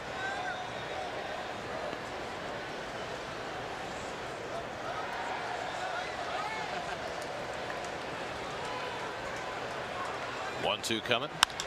Double play ball right at Reyes. Take it to the bag himself. 6-6-3 double play, 2 out. That's a smart play by Reyes, knowing how Cabrera is struggling getting to the bag. He had a long way to go, but he knew he had time with Lamb running. I'd like to see that, taking it upon himself. Wasn't going to wait for Cabrera to get there. Got all the momentum working in that direction and turns it 2.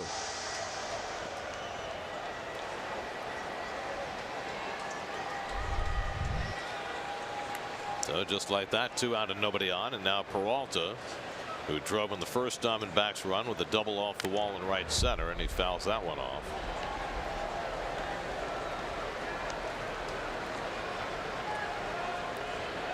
Peralta now 5 for 11 in this series with 3 extra base hits.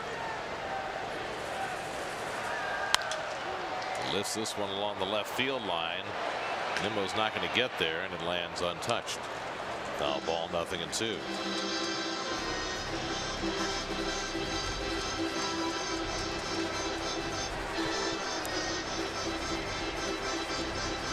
Even smiles at foul balls. He smiles more in an hour than I do like in my whole lifetime. He lives in a constant state of delight. It's a wonderful thing.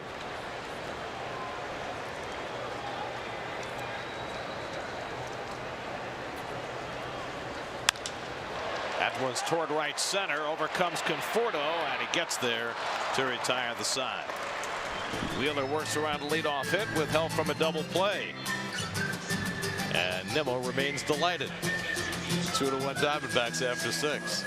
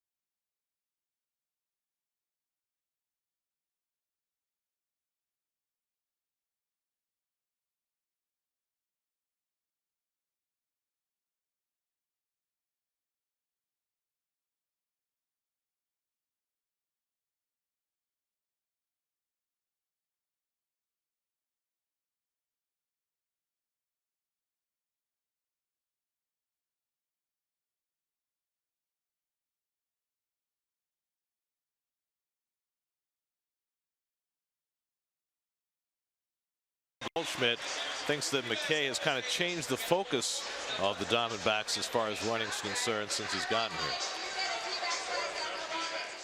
We spend just as much time talking about base running and defense as we do our offense. And so on teams, or really before Dave got here about 5 years ago, you know, base running was kind of talked about, but it wasn't a main focus point. So stuff that doesn't show up in the box score, times where even if you're out, if you try to make a good read or an aggressive play or a smart play, it gets celebrated. And so that's where I think kind of our base running has come from. It's not necessarily stealing bases or being ultra aggressive. It's just being smart. Well, we saw yesterday the Mets having a base running tutorial. The Diamondbacks, a team that focuses on that as a rule.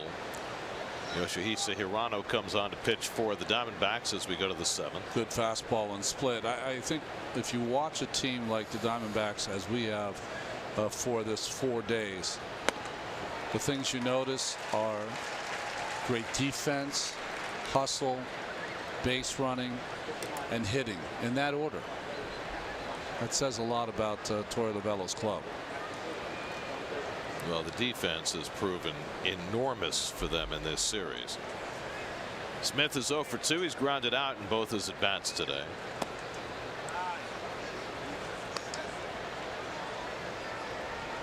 Let's see what the Diamondbacks have done. Torey Lovullo came in last year in his first season, led the Diamondbacks to the postseason for the first time in 6 years.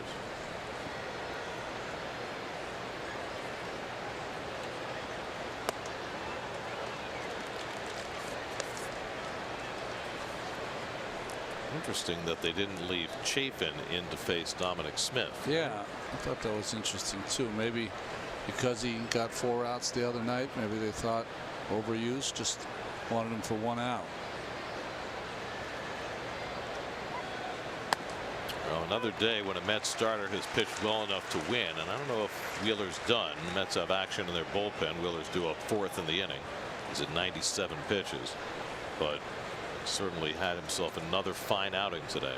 With that 36 pitch inning, I think that probably takes him away from the 7th. 2-2 to Dom. Breaks his bat. Marte slides over to get it. 1 out.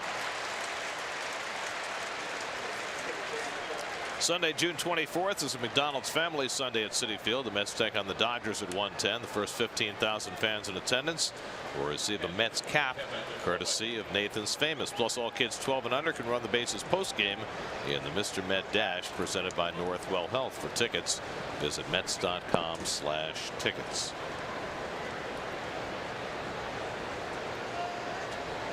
You can add to your collection. Remind me to get one because my local pizza guy loves the Mets team. Just loves them, and he wants me to get him a hat from Hat Day. So I don't usually grab any of the freebies, but I will grab this one. Are you going to be around, or do we need to save one? That's what I'm saying. You need to get one for me. I'm not going to be there. Put Russ on the case. Okay. He's our executive in charge of stuff. Grounded foul and it's 0-2. Stuff we keep, stuff we bring home, stuff we eat. He's in charge of stuff. It's a nice souvenir on Father's Day. Get dad and a baseball. He's got a mask on. Gotta stay safe. 0-2 to Plawecki, who has one of the Mets' 4 hits today. And Irano misses up and away, 1-2. Clay Buchholz went 5 2/3, allowed a run on 4 hits, 2 walks, 3 strikeouts, in line for his 2nd win. Andrew Chafin struck out Bruce with 2 in scoring position to end the 6th.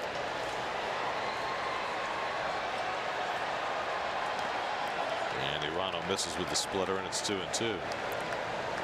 Diamondbacks bullpen has been spectacular this year. And that's even without one big piece of Randall Delgado out.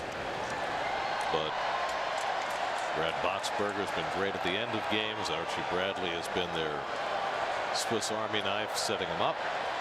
Irano's been a great addition this year.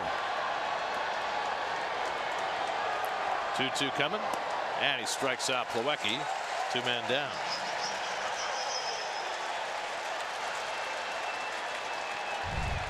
Fastball's up, splitters away. That's all that you'll get from Hirano. Throws it by Plawecki. So 2 out and nobody on. Now Reyes, who's flied out and grounded into a double play. Wilmer Flores is out on deck. He'll pinch hit if Reyes keeps the inning going.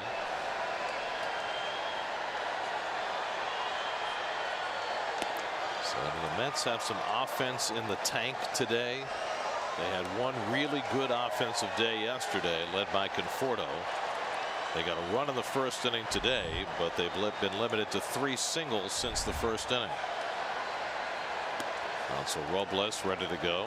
Well, their bullpen's going to have to be flawless, keep the game where it's at. And the Mets, for some reason, have been able to hit Archie Bradley so far this year. He'll probably get the 8th.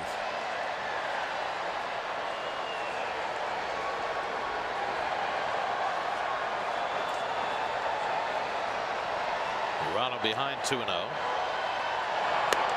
and 3-0.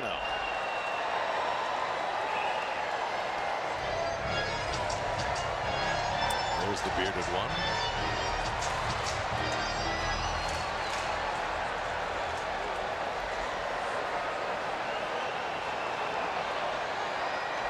$47,000 people in Hawaiian shirts doing the wave. Sold out today. It's on the corner, 3-1.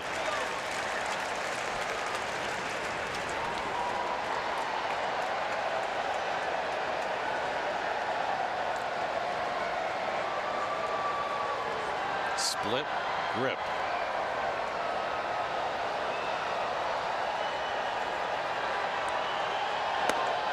And that's in with the letters, and it's 3-2.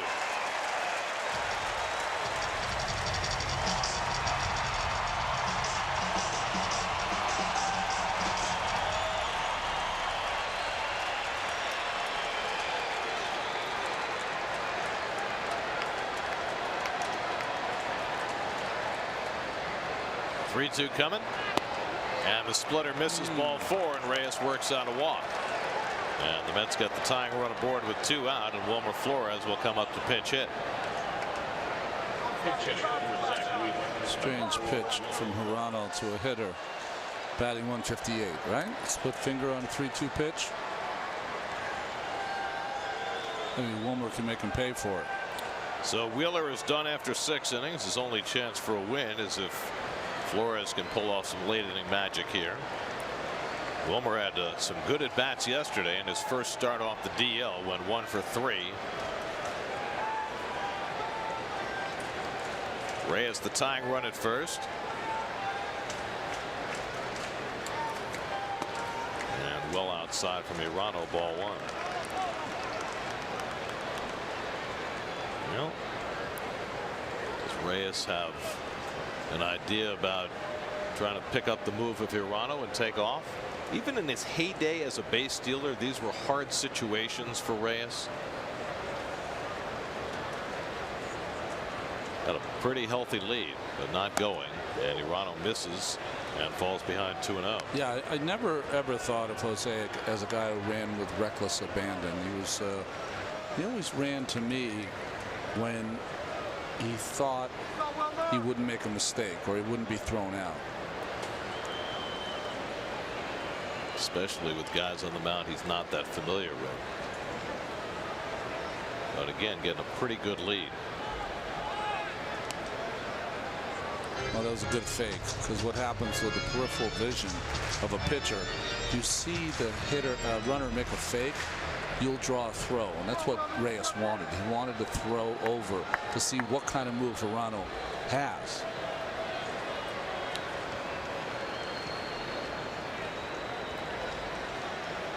He's running. The throw by Avila too late. Reyes steals the base, his 3rd of the year, and gets the tying run to scoring position with 2 out. Boy, that was so excellent. Watch the jump. Hirano brings that glove over his head. By that time, no chance for Avila to throw Reyes out. That's all-time leading base stealer. Major League's leading active base stealer. 515 now for his career.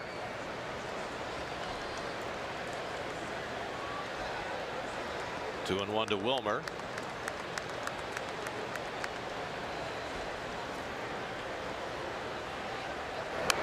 And a check swing foul, 2-2. Mets are 0 for 5 today with runners in scoring position.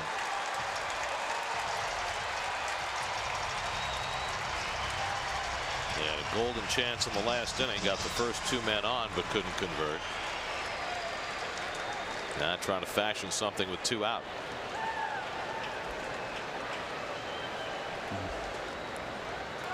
See, Descalso is trying to keep Reyes a little closer to the bag to give his outfielders a chance if Wilmer delivers a base hit. 2-2 in the dirt. Not nice stop by Avila, 3-2, but the outfield's playing so deep. They are. It's hard to imagine Reyes getting thrown out on a base hit. Trying to think. Jay has a good arm, accurate arm, not a great arm. Dyson does not have a great arm in center field. Peralta, the ex-pitcher's got a pretty good arm in the shortest distance there in left.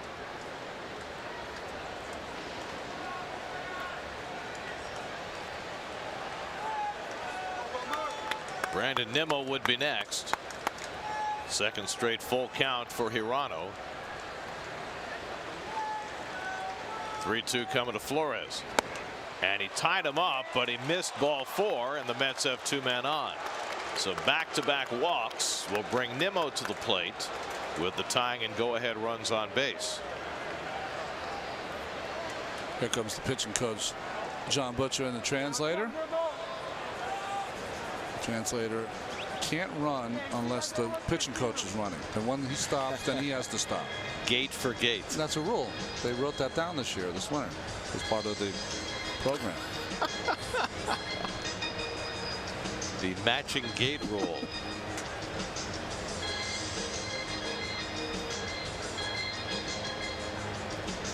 Now, does the home plate umpire give the pitching coach twice as long when he has to go out with the translator? That's an interesting question. I mean, that would make sense, right?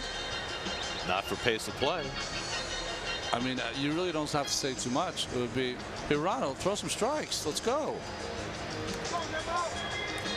See? He's running. Pitching coach running. He's got to run also. When he breaks it down. Well, wait till the pitcher. There, broke it down. Almost got out ahead of himself. So now Nimmo has got 2 hits today. Mets have only had 4. Nimmo has half of them. He led off the game with a double and scored in the first, and an infield hit in the 6th. Hirano has not been walking many. He only had 9 walks in 30 innings coming into this game. But he's walked a pair with 2 out, giving the Mets another scoring chance here in the 7th.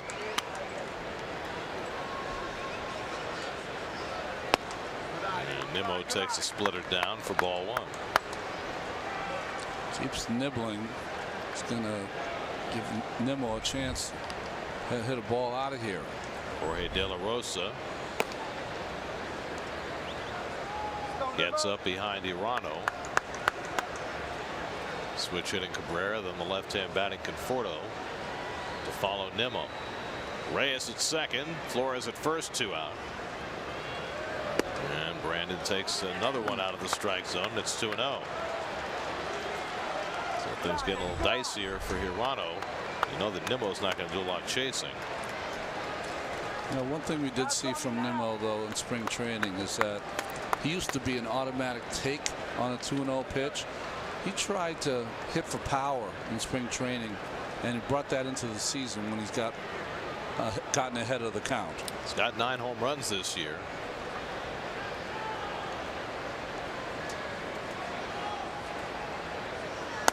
And Nimmo takes a fastball for a strike, 2-1.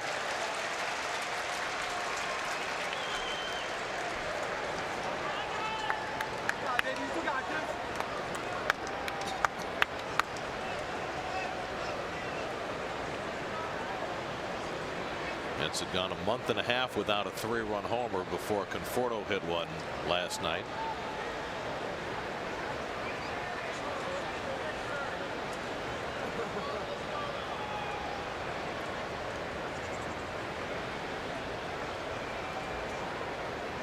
Two-1 from Hirano, and Nimmo swings through the fastball, 2-2.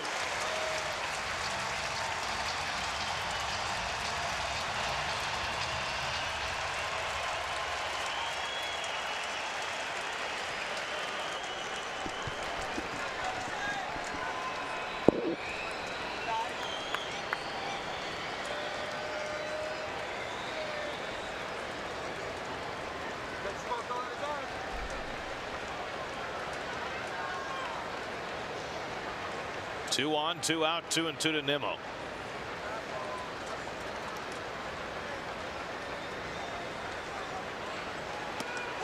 And he got him looking, side retire.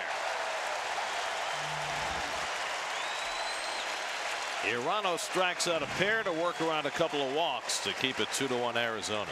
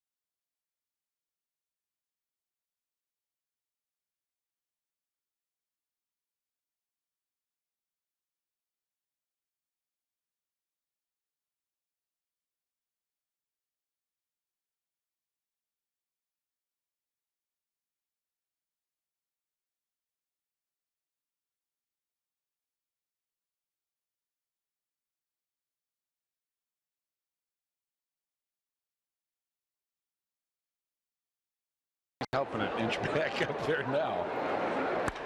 Well hit to center field. Devon White going back. Gone! A 2-run home run. And he can still hit anybody's fastball. And he hits one well to left center field. Dante Bichette. Back-to-back home runs. What else can these guys do? Well, a perfect tribute on Father's Day to the only players, father and son, ever to hit back-to-back home runs in the major leagues. Both off Kirk McCaskill. Remember him? He was a good pitcher for the California Angels. I think they were called then. UVM product, University of Vermont. Hockey player. Could do it all. Jacob deGrom pleasing a young fan. Got to be a little more creative now with the screen. That's right. Jake will get his more traditional assignment tomorrow night at Coors Field.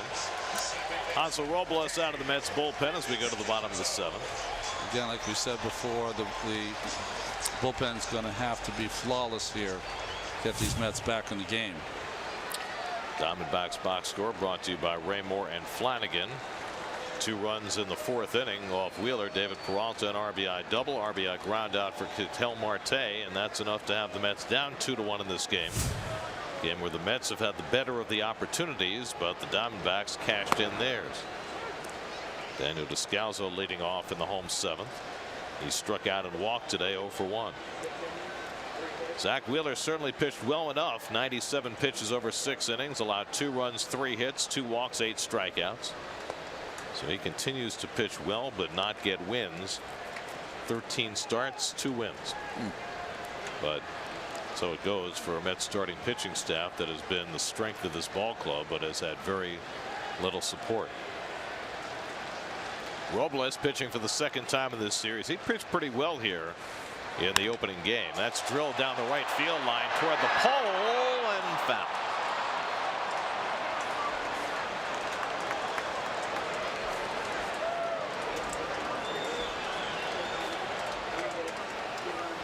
I don't know what he figured out, but Descalso figured it out. I mean, he's a different hitter. Really good offensive player now. He's now reached base in 16 straight games. He's 4 for 6 in this series. Robles pitched an inning and 2/3 on Thursday night. He gave up a walk, which his successors then turned into a run, but he looked pretty sharp in that outing. Sails a fastball away, and it's 2-2. Archie Bradley getting ready for the 8th inning in the Diamondbacks bullpen.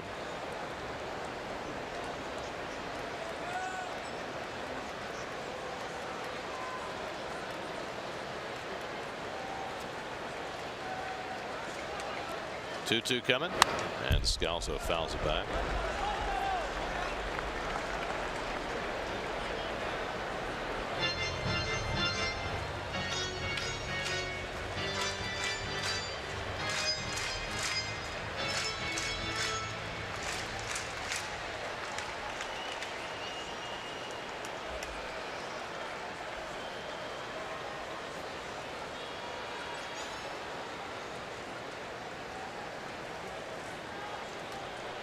Two from Robles, and Descalso just got a piece of that changeup.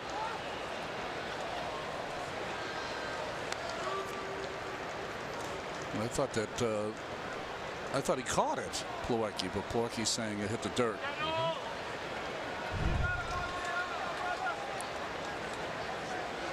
Yeah, it's the last honest man.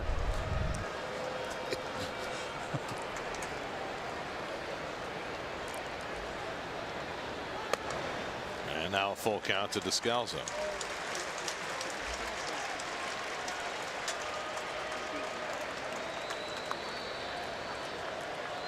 Perfect chest protector for Father's Day. Oh, that's cool.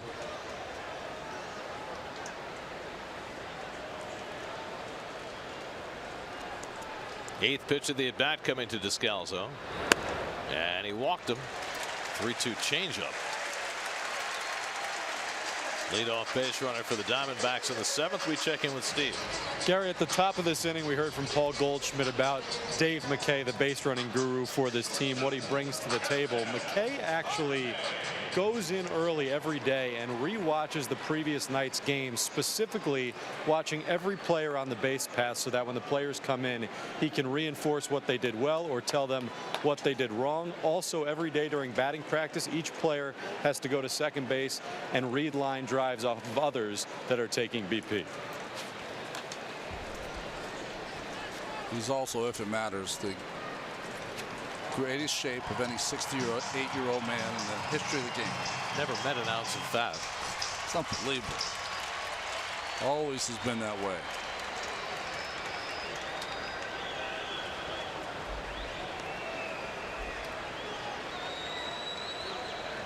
Frazier's playing a step in at third with Marte at the plate. He does not have a sacrifice this year. 0 for 2 in this game, grounded out and drove in the go-ahead run his last time up.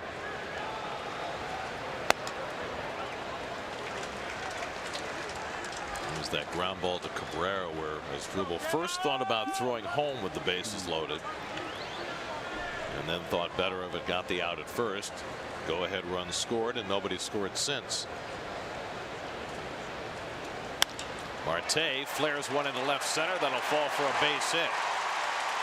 Descalzo pulls in at second, and the Diamondbacks have the first 2 men out of the 7th.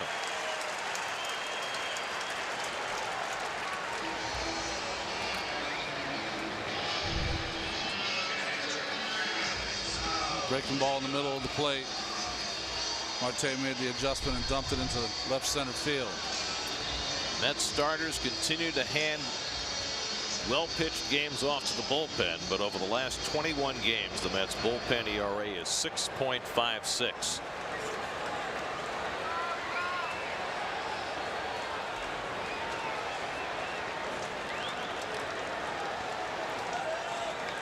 Now Alex Avila, and you would think he'd be a candidate to bunt. Think about it. Yeah. I mean, the guy's hitting 111 for the year.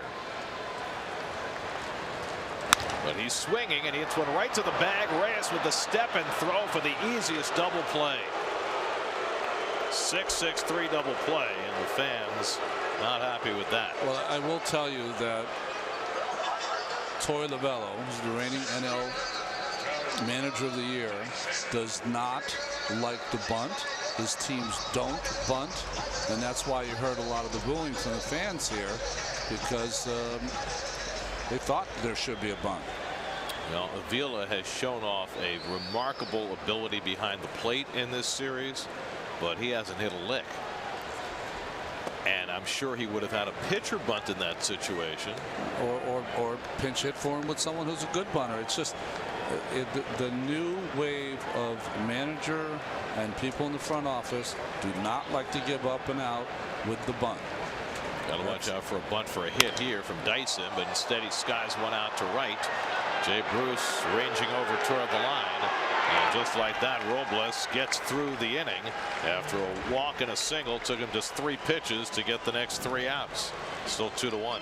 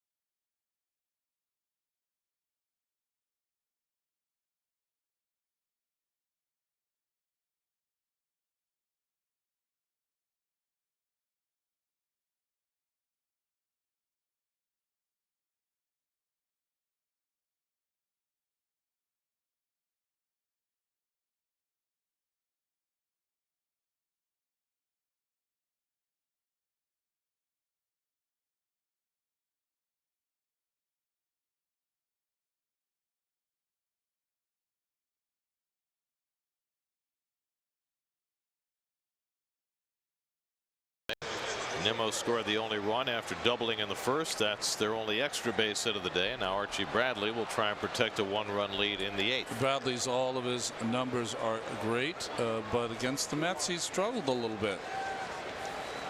First game in this series, gave up a home run to Ahmed Rosario.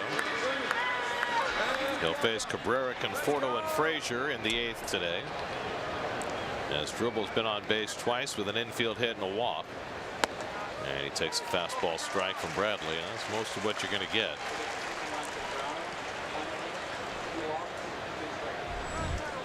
Bradley has thrown his fastball 83% of the time this year. 25-year-old from Oklahoma fires one low, a ball and a strike. Archie looks different in light blue.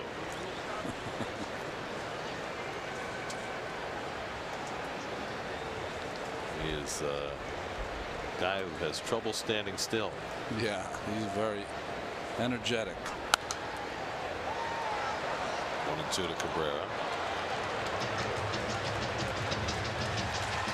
Mets have had their chances in this game after they got a run in the first inning. Left a runner in scoring position. Got the leadoff man on in the 5th. Got the first 2 men on in the 6th. Got 2 men on in the 7th. Breaking ball hit down to first, and Goldschmidt with the toss to Bradley for the out, 1 away.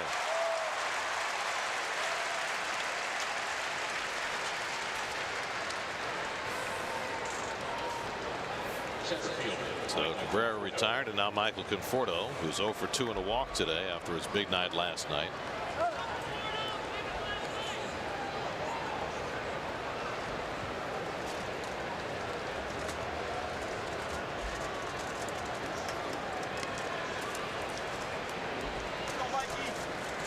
Here it comes. And a curveball for a strike. Now you can watch the Pix games on the go. Just log on to Pix11.com or download the Pix11 app for mobile devices.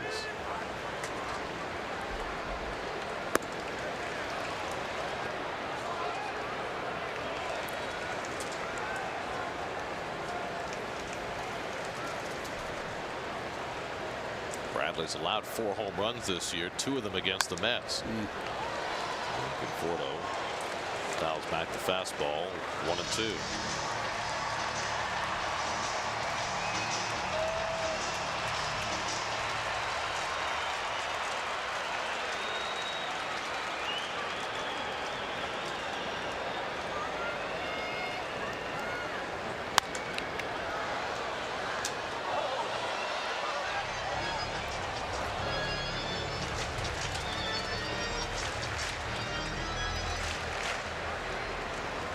Bradley, the 4th Arizona pitcher of the day. 1-2 coming. And Conforto fouls off another fastball. He has sweated right through that light blue cap.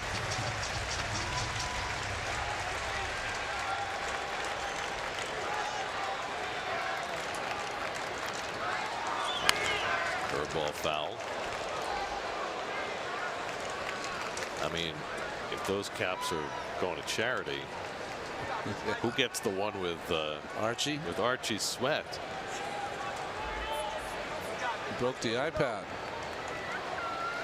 That's no good. Or whatever they use. Conforto just got a piece of that one, and that clicked off Avila. And Conforto with 5 straight foul balls still in there. Did they get to replace the iPad during the game? I don't know. That's a very interesting question. I mean, no internet on the iPad. I just saw they had about 3 or 4 different ones in there. So I don't know if they get to roll one out. Conforto drives one to left center field, but over in the gap comes Dyson to run it down. 2 out. Well struck by Conforto, but Dyson using his speed to make it look easy. Yeah, off the bat I thought it was a double, and then I forgot that Dyson was in center field.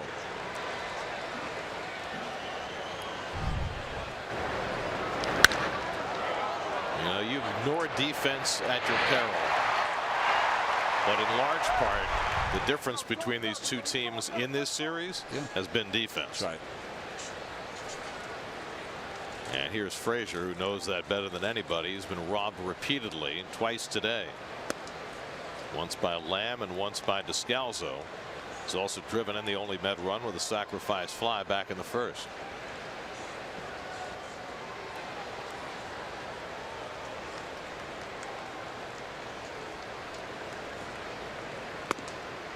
And that's on the corner for a strike, 1-1.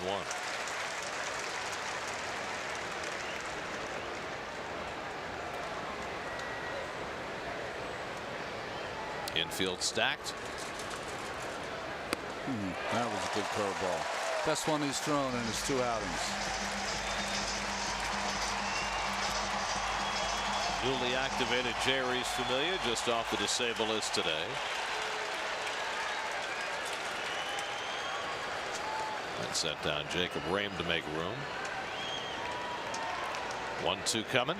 And Frazier loops one over the infield. That's a base hit. So he finally found a spot where there was no Diamondback defender. And he's got a 2-out hit to put the tying run aboard for Jay Bruce. Sometimes hitting's not fair. 2 bullets for outs, and then he gets jammed and breaks the bat and dumps one into left field for a hit. Well, it gives Bruce another opportunity. Jay, after sitting out for 3 days, has had a rough reintroduction today. Left a man in scoring position in the first, left 2 in scoring position in the 6th, struck out in all 3 of his at bats. Tying run at first with 2 out. And Jay takes a fastball for a strike.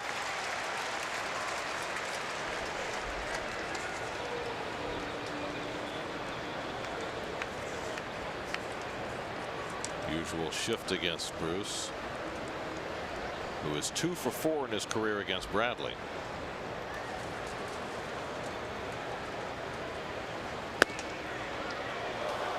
Ball and a strike.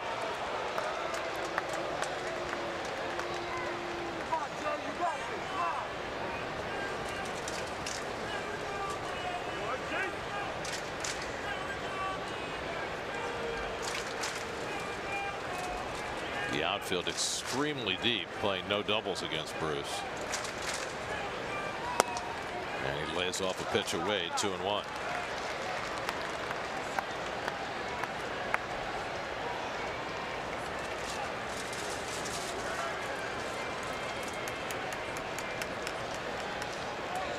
Jay's had 1 big hit on this road trip. That came in Atlanta when he gave the Mets a short-lived lead.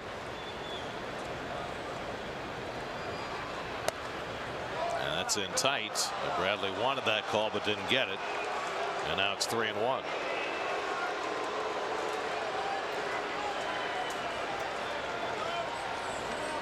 Dominic Smith stands on deck. Frazier at first with 2 out. 3-1 to Jay Bruce.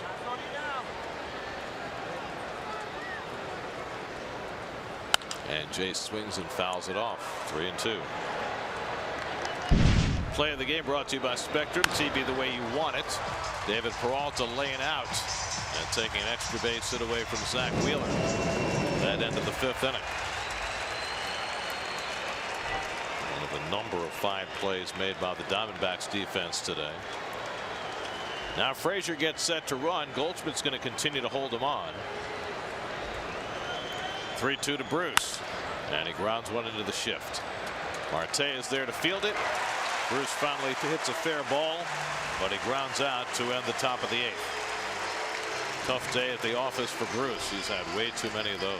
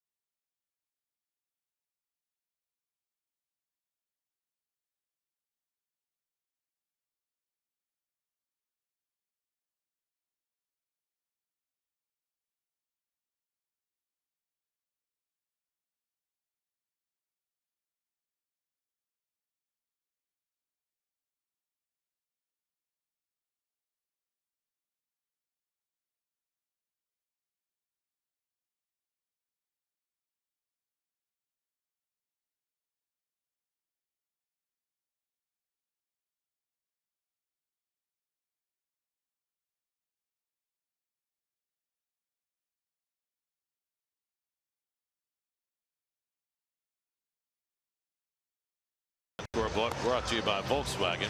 2 runs off Zach Wheeler in the 4th. Make it a 2-1 Diamondback lead going to the bottom of the 8th. Mets upcoming schedule brought to you by your Lexus dealer. Mets are in Denver tomorrow night to start a 4-game series with the Rockies. Then they go home to play the Dodgers and Pirates before their next road trip begins in Miami. Keith texted me he's worn out by the grandkids. So he'll be totally tired by the time we get to game time tomorrow. Jerry's familiar. First game back from the disabled list. Sat out with a sore shoulder.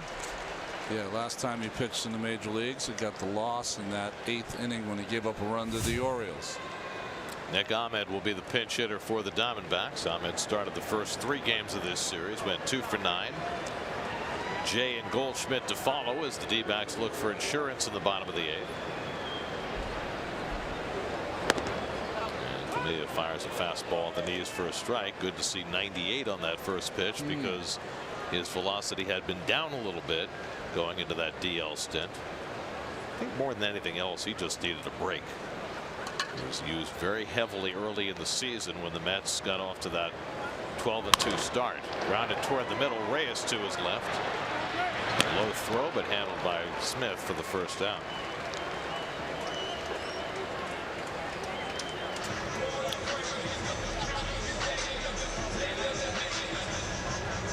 So Ahmed retired, 1 away. Now John Jay, who's had a rough day at the plate, 0 for 3, struck out all 3 times against Zach Wheeler.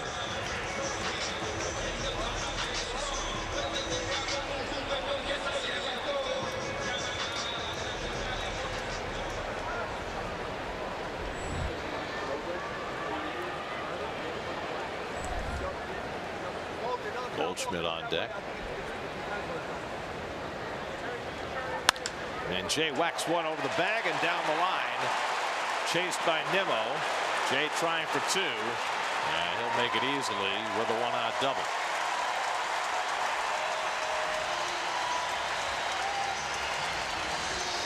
First hit of the day, 6th in the series for John Jay. Just waited long enough, let it get deep enough, and just went with that sinking fastball from Familia.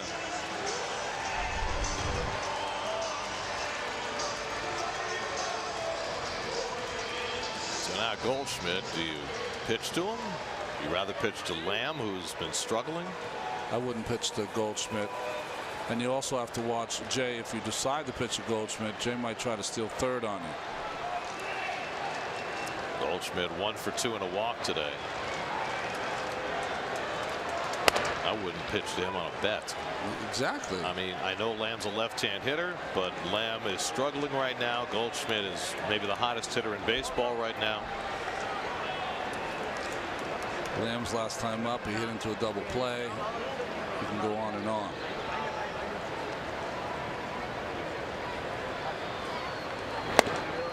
But Familia with the slider, gets ahead on Goldschmidt, 0-2.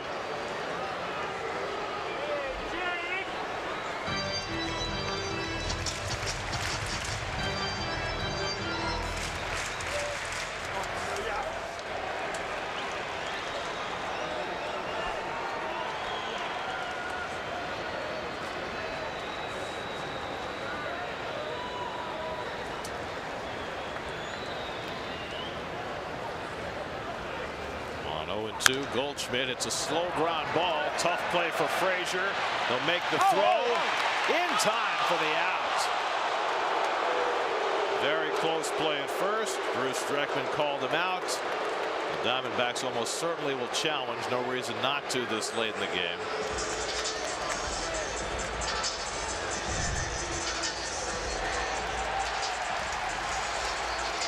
I thought from up here he was safe. I didn't think the throw got him, but we'll see.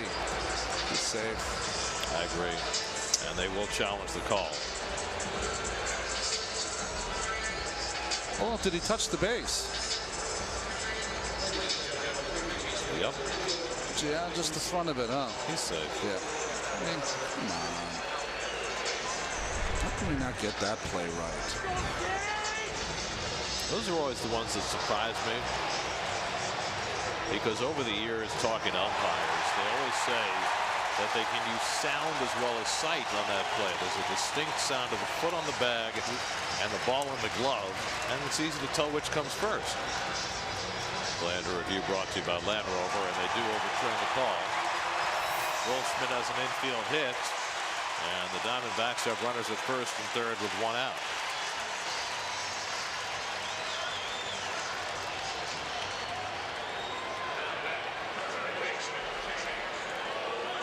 So Arizona in position to try and push across an insurance run here in the 8th.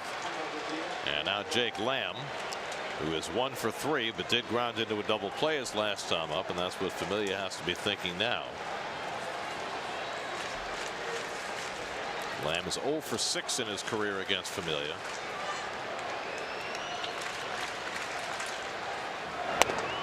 And he goes after a first pitch sinker, 0-1. Lamb's base hit was to left field in the 4th, and the Mets are playing straight up on the infield against him. No shift.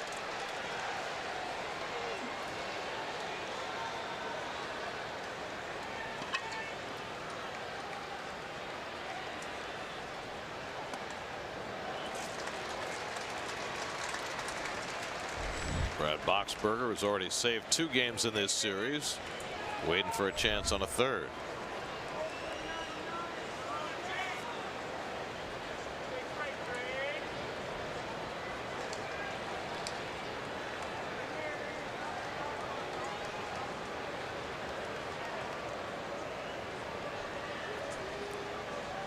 One and one to Jake Lamb, and he tied him up badly, and it's 1-2. It's almost like Lamb doesn't trust his bat speed so far this year. It's almost like he's getting it started and he can't stop once he realizes the pitch out of the strike zone. Something you didn't see very much last year.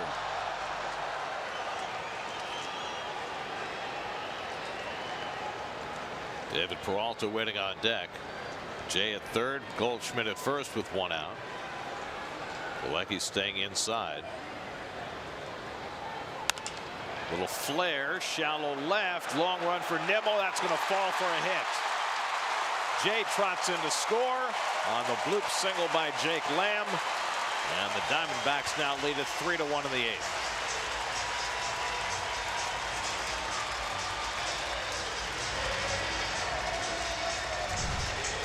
Well, Familia's getting nicked to death here. Fastball, good placement, jams Lamb. Fortunate hit.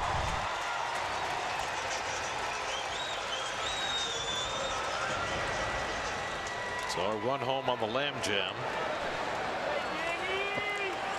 And now here's Peralta, who delivered the first Diamondbacks run today with a double off the fence in right center. Still only one out in the inning. Goldschmidt at second, Lamb at first. And Peralta takes a slider inside, ball 1.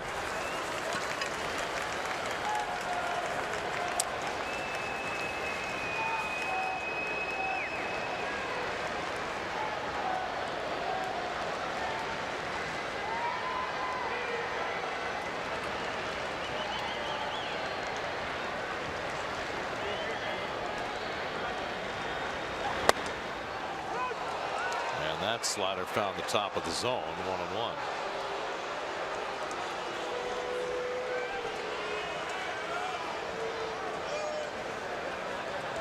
Peralta's had a big series, 5 hits, including 2 doubles and a home run, or a double and 2 home runs. And a chance to do some damage here with 2 on, but he chases that one out of the strike zone. That's 1-2. Thought it was a split finger, but it couldn't have been at 97 miles an hour. Movement. If they all moved like that, nobody would have a chance. True. They're trying to get himself reestablished after 10 days on the DL. Didn't pitch in a game, just threw to some hitters to get himself ready to come back. 1-2 coming. Fouls that one into the ground.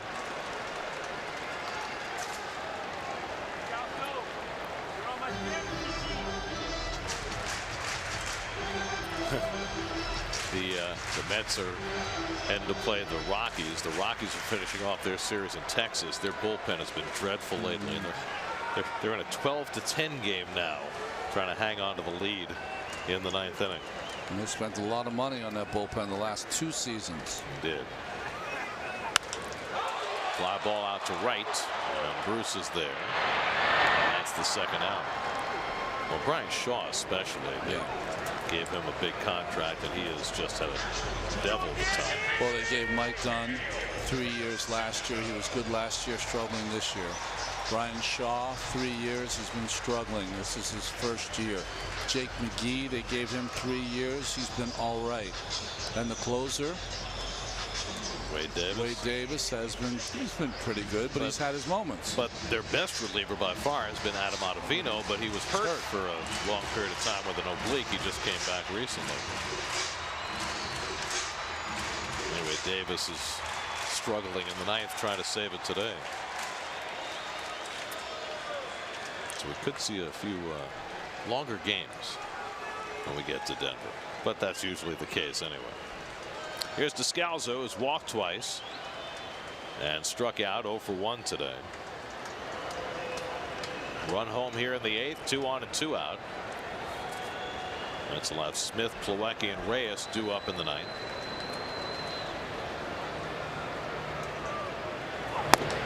Descalzo lays off ball 1. Our next picks telecast will be Sunday, next Sunday, when the Mets meet the Dodgers. Coverage begins at 12:30 with Spectrum Picks pregame right here on Pix 11, New York's very own.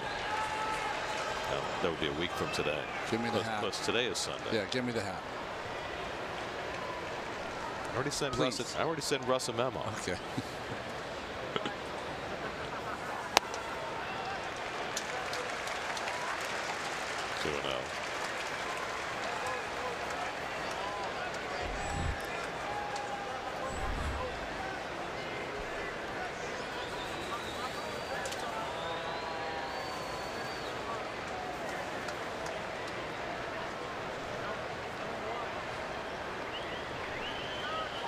Descalzo grounds one near the bag, just foul. 2-1.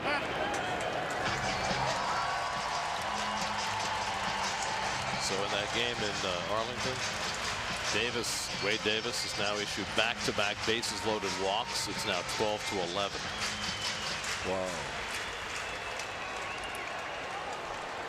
Sunday afternoon in Texas, ball flies. But Colorado should be used to that. Didn't they used to play Sunday nights in Texas? Something, yeah, because of the weather. Like 5 or 6 o'clock games they play.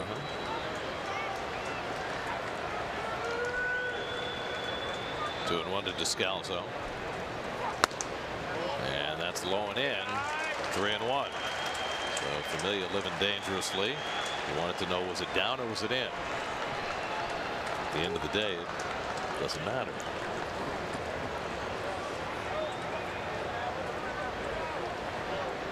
Robles got himself into and out of trouble in the 7th. Familia finding trouble in the 8th, has already surrendered a run.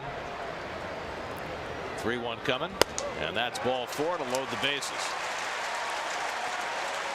3 hits and a walk now against Familia. 3rd time Descalzo has walked today. And Dave Allen will come out to talk to Jay Reese before he goes after Ketel Marte with the bases loaded.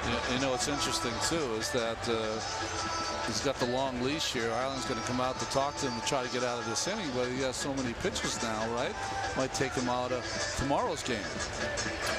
Well, you also have to wonder, performance being the most important thing, is Familia even the lead guy in that bullpen now, or is it Gazelman? Gazelman. Yeah. I mean, if you need save chances right now, you have to think Gazelman gets a chance, at least until Familia can show you that he's healthy and okay, ready to go. But if I'm managing the team, I don't allow any pitcher to go over a certain amount if he's a reliever, because I need all hands on deck once you get to Colorado. Right.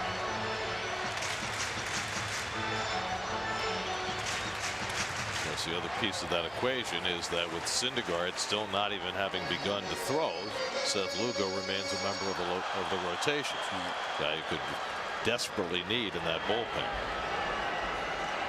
So now bases loaded, 2 out, and here's Marte, who's 1 for 3 today. He's driven in a run with a ground out, and he takes a fastball high for ball 1. So Familia's throwing hard, trying to attack hitters, but his command isn't there.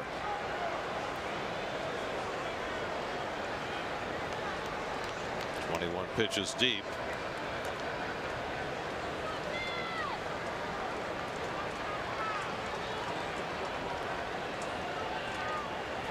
And Marte, it's a broken back grounder near the bag. Reyes will have to go to first with it in time to get Marte, and that retires the side. So Familia limits the damage to 1 run, and the Mets 2 behind as they come to bat in the 9th.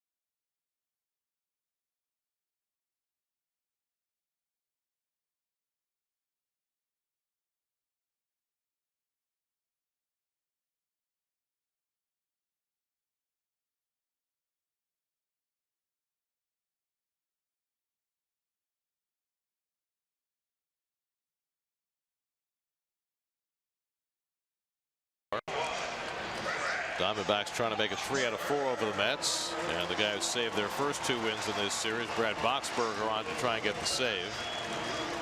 Ketel Marte moves from shortstop to second base. Nick Ahmed, who pinch hit, stays in at shortstop, so the pitcher will hit 5th in the order. So good defense gets even better for the Diamondbacks here in the 9th, and Boxberger 16 out of 18. Doesn't overpower you, but it seems like his 91 to 92 hard to pick up for the hitters. Meanwhile, in Arlington, the Rangers rallied for 4 in the bottom of the 9th against Wade Davis, beat the Rockies 13-12. Jose Trevino, a young catcher they just called up the other day because Robinson Chirino sat out of suspension, got the bases loaded 2-run single to win the game after Davis had walked 4 in a third of an inning. So that's the bullpen trouble that the Rockies will bring home with them to face the Mets tomorrow night. Dominic Smith has grounded out all 3 at bats today, and he takes a strike from Boxberger. Archie Bradley worked a shutout 8th inning to set it up for Boxberger, who got a 3-out save on Thursday and a 1-out save on Friday. Dominic fouls one off the left side out of play, and it's 0-2. Welecki and Reyes to follow for the Mets in the top of the 9th. Mets broke out for 5 runs and 10 hits last night, but they've been held to just a run on 5 hits today. 27 runs in the last 15 games, including this afternoon.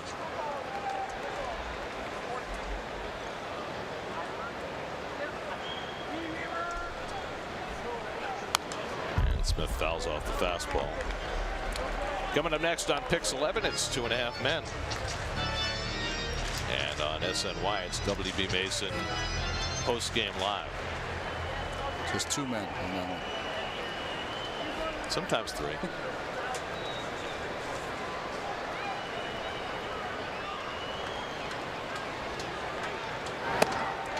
Smith down on strikes. 1 out of the 9th. Boxberger doesn't mess around. He just comes right after you. He gets ahead and elevates the fastball.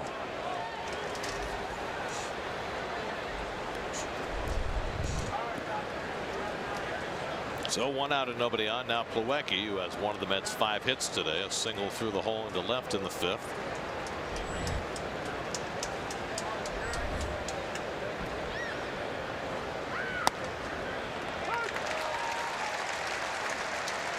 Looking at my scorecard and tell me if I'm wrong here. 1, 2, 3, 4, 5, 6. The Mets have only made 6 outs in the air. Yeah. And 2 of them were Zach Wheeler.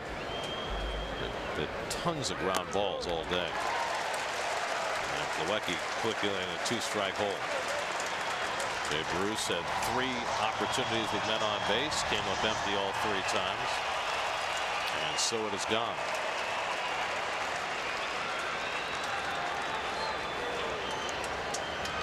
Boxberger quickly ahead 0-2, and Plawecki takes it out of the strike zone.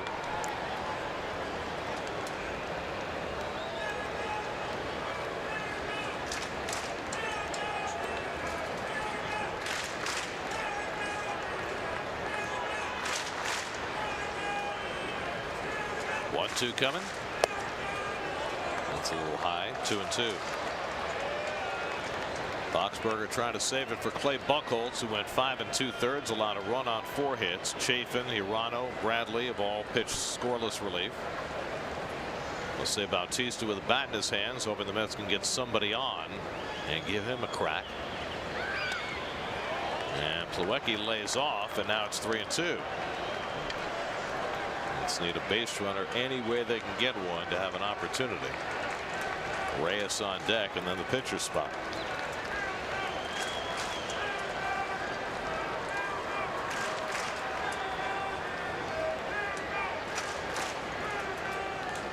Nothing but fastballs. And he got him looking. 2 men down. Excessive admiration. 2 out and nobody on.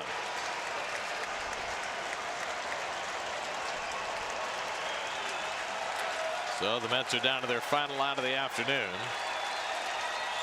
And it's Reyes, who's 0 for 2 in a walk. He's also stolen a base today. It's a nice defensive game. Bautista on deck to pinch hit if Reyes can keep it going. And he drops down a bunt. And picking it up is Avila. That ball is going to go foul. A terrible play by Avila, who's been so good defensively in this series, but that's a big mistake. And it gives the Mets a chance in the 9th. Well, great idea by Jose. Bad choice by the veteran Avila. Because 2 reasons. 1, even if he picks it up, there's no play. And 2, the way it was bouncing and the spin that was on it, it was going to work its way foul. Simple as that. That's just a brain cramp right there by Avila. So the Mets have an opportunity. Bautista comes to bat as the tying run. Trying to fight his way out of a slump. 0 for his last 14. Reyes takes second base on defensive indifference as Bautista takes ball 1. And Avila walks it out to Boxberger and gives a little pat on the rear end, says, my bad, let's go after this guy. Got to be some at bats from Boxberger against Bautista, you would think, in the same division for a while. 2 for 7. At least some knowledge on both sides. I can already see it flying out of the ballpark. There you go. Bautista looking for his first home run as a Met. He had 2 as a Brave. This would be a terrific spot.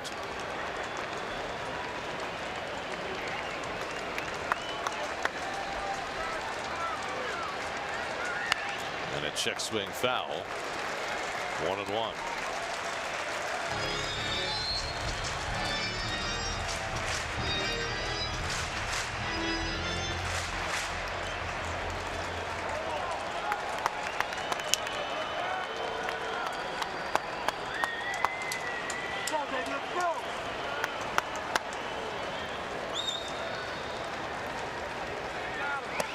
Bautista with a big rip. And now the Mets are down to their final strike. It's almost like he throws a backup slider. And that's what confuses the hitter.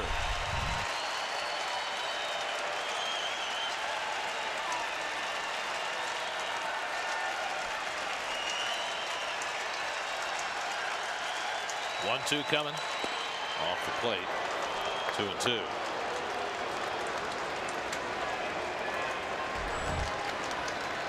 If Bautista can keep it going, Brandon Nimmo would be next.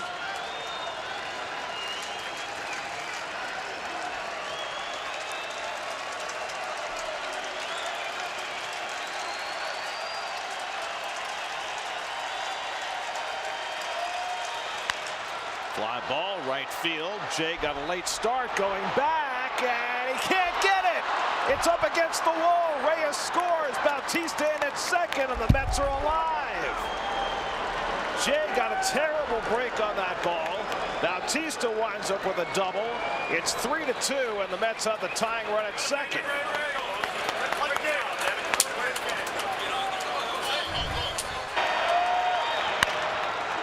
Ball just kept peeling away from Jay. Not only did he get a bad start, but he just took a bad angle, and the ball carried on him. So Bautista snaps an 0 for 14 with an RBI double. And now the Mets are a base hit away from tying this game with Nimmo at the plate. Brandon is 2 for 4 today, a single and a double. Left a couple of men on when he went down looking in the 7th. He gets another opportunity in the 9th. And he goes after a first pitch off-speed pitch and fouls it off. Roxburgh has been throwing all fastballs. Started out Nimmo with a changeup.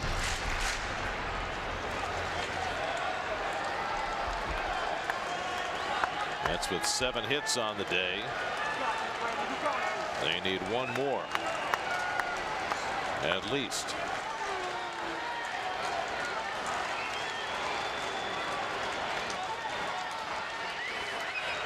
And Nimmo cracks one deep right field. That's out of here. Way gone. And the Mets take the lead. Brandon Nimmo with 2 out of the top of the 9th cracks a 2-run homer, and the Mets lead 4-3.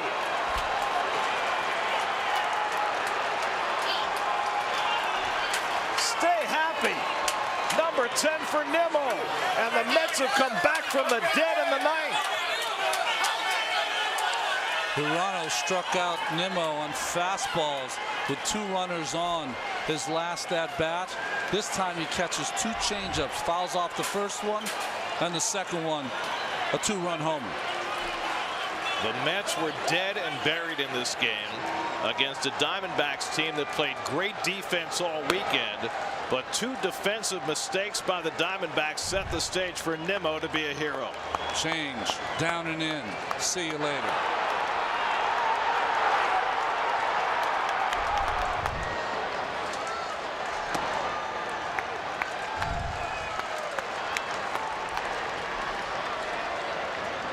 That is as important a hit as this team has had all season.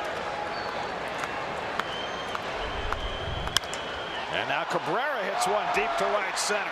Back in the gap near the wall. It's out of here. Nimmo and Cabrera go back to back. 5-3 New York.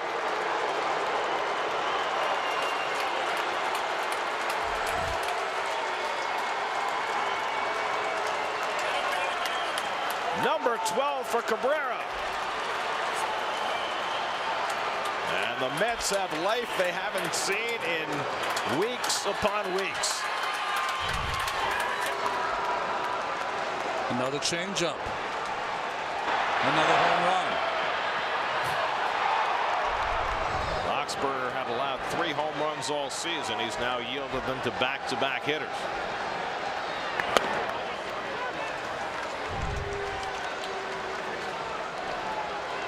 He didn't even have his helmet off yet. No, he didn't. When there was more to celebrate.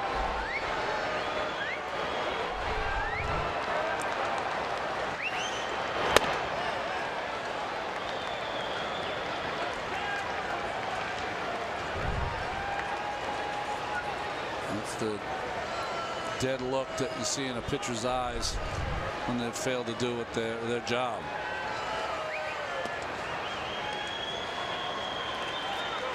Well, don't forget how we got there. First, Avila picking up what would have been a sure foul ball and allowing Reyes to get on. And then Jay misplaying Bautista's ball into a double that set the stage for Nimmo. There's a better changeup by Boxberger, 2-2 to Conforto. And the irony, of course, is that the Diamondbacks this entire weekend have stolen hit after hit from the Mets with great defense. But in crunch time in the 9th inning today, it went south on them. Inside ball 3. Not a team in baseball needed this kind of comeback more than the Mets. Haven't finished it yet, but. And the inning continues as Conforto is on with a walk. 5 straight Mets have reached base after 2 out and nobody on. And that's going to be all for Boxberger. So the Diamondbacks closer blows the save in the 9th.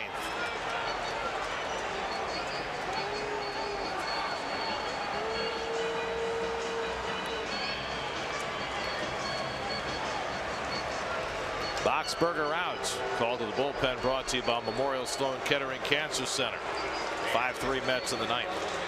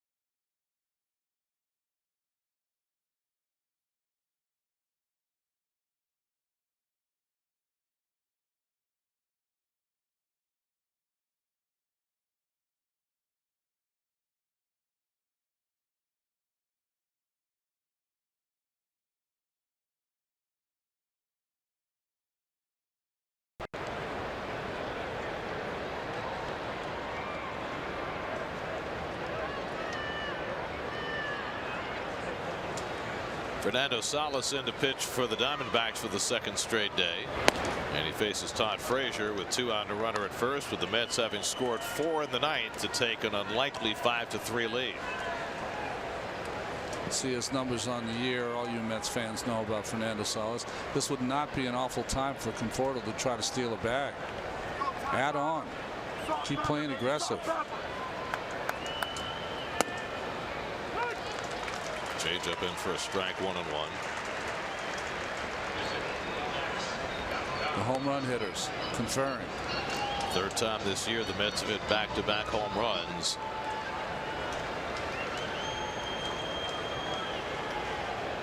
Given a crease of an opportunity in the 9th inning, and the Mets came crashing through.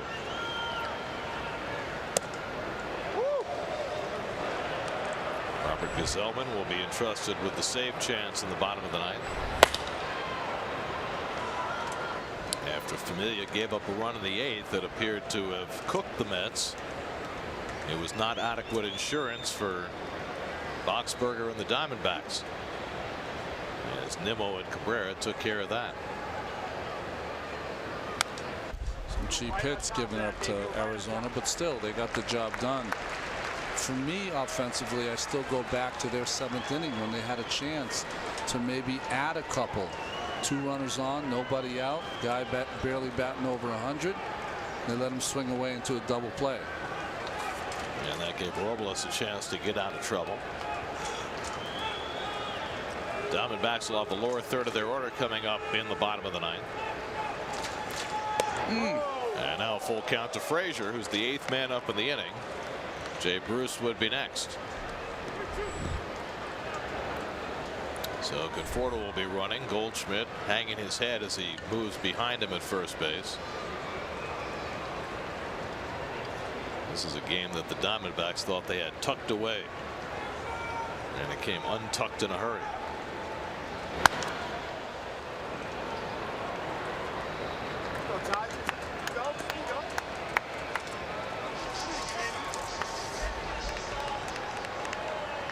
It's 2 5-run games back to back. A little offense for the Mets. Double-digit hits yesterday, 9 today. On the way to Colorado. All good things. Good signs. It came late, but worth waiting for. Yeah. Frazier trying to find a hole. Ahmed, though, on the backhand, guns him out, and that ends the inning. But what an inning for the Mets. Down to their final strike. But they stay alive with a couple of poor defensive plays, and then Nimmo comes crashing through. 10th home run of the year for Nimmo. Puts the Mets in front. 5-3 as we go to the bottom of the 9th.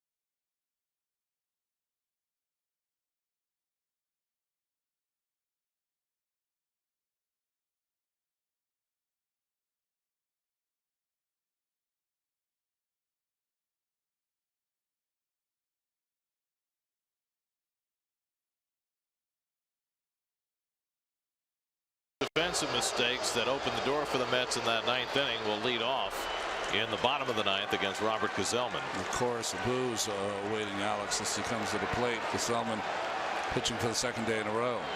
23 pitches yesterday for Gsellman over an inning and a third. He gets the save chance today, trying for his 3rd. Avila 0 for 3 at the plate.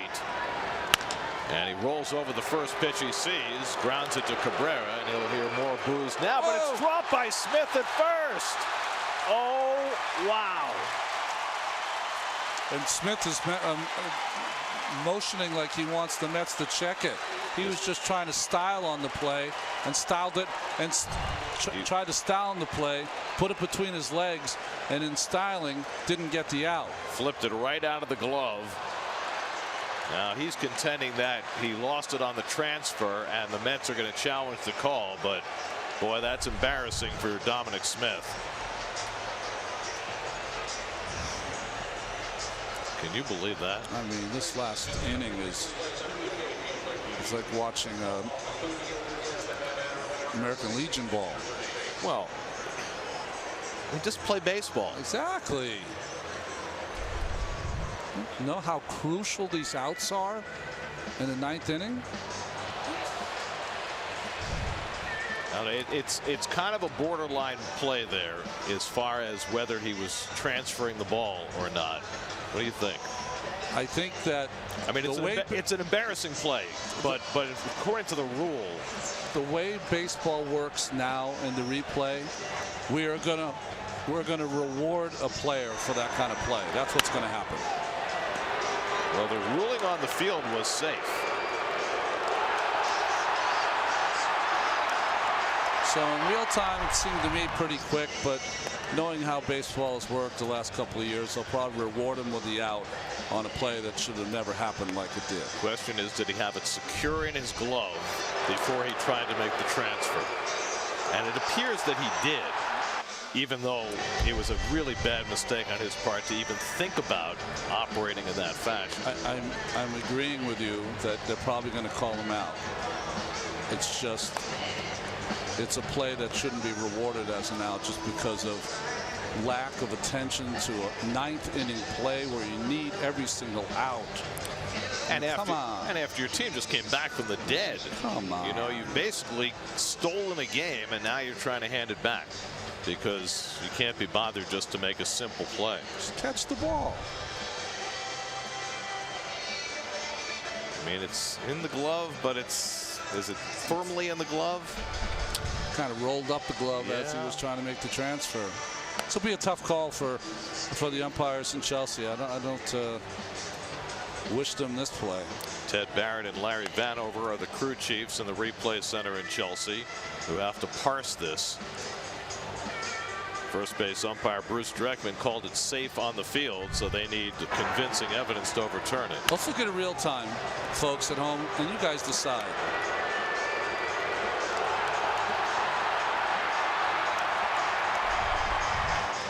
If I was the first base umpire, I would have called the same thing. I really would have, because it's just that ugly of a play. So they're going to call him safe. So a big mistake by Dominic Smith puts the Diamondbacks right back in this game. Routine ground ball. Avila, who can't buy a hit, rolls over on the first pitch he sees, and Smith trying to style cost the Mets a base runner. That'll get the tying run to the plate with Gerard Dyson, who's 0 for 3 today. And Gazelman, who had to stand around for 5 minutes while they adjudicated that, misses up and away for ball 1.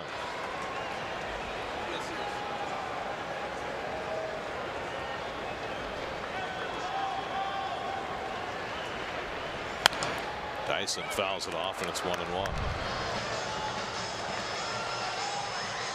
That's Dom's reaction after the decision came from the replay center. Don't do it again. He's hoping for a reprieve from the governor. Dyson at the plate, Ahmed on deck, then Jay behind him. And that's off the plate. 2-1 to Dyson. Dyson has a couple of home runs this year. He had 5 last year. Think of him more as a slash and burn kind of guy, but every once in a while he'll pop one.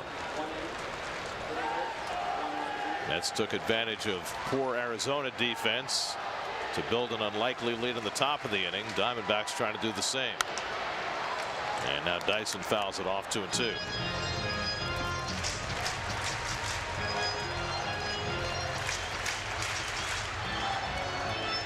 Shades of Willie Montañez. It's a reminder to fathers on Father's Day. Teach your kids to play fundamentally sound baseball.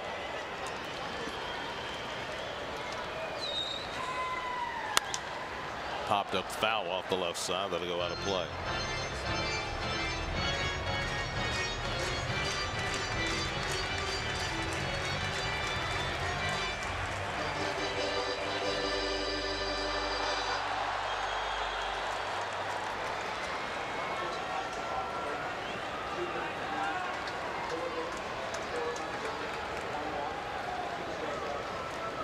Two to Dyson.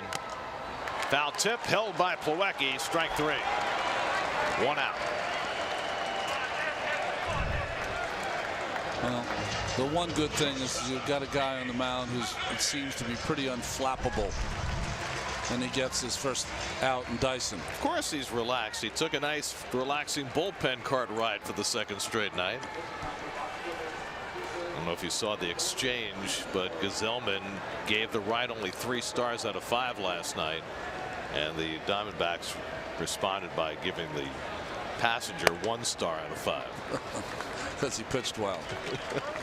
Yeah, he didn't give up any hits. Nick Ahmed up for the second time. Grounded out to short as a pinch hitter in the 8th and stayed in. Jay on deck. Might get a chance to atone for his mistake. Ahmed flies one out to right center. Playable for Conforto. And he puts it away. 2 men down. So Gesellman, after the error, settles in to get the next 2, and the Diamondbacks are down to their final out. Ahmed mad that he popped it up. But the real at bat here with 2 outs is you have to get John Jay out because of the next hitter. You got Goldschmidt behind Jay. Jay hoping to atone for his misread of Bautista's fly ball that kept the game alive in the top of the 9th. So this one not done yet. Jay the tying run at the plate in a 5-3 game. 1 for 4 today. And he pushes a bunt. It'll go foul.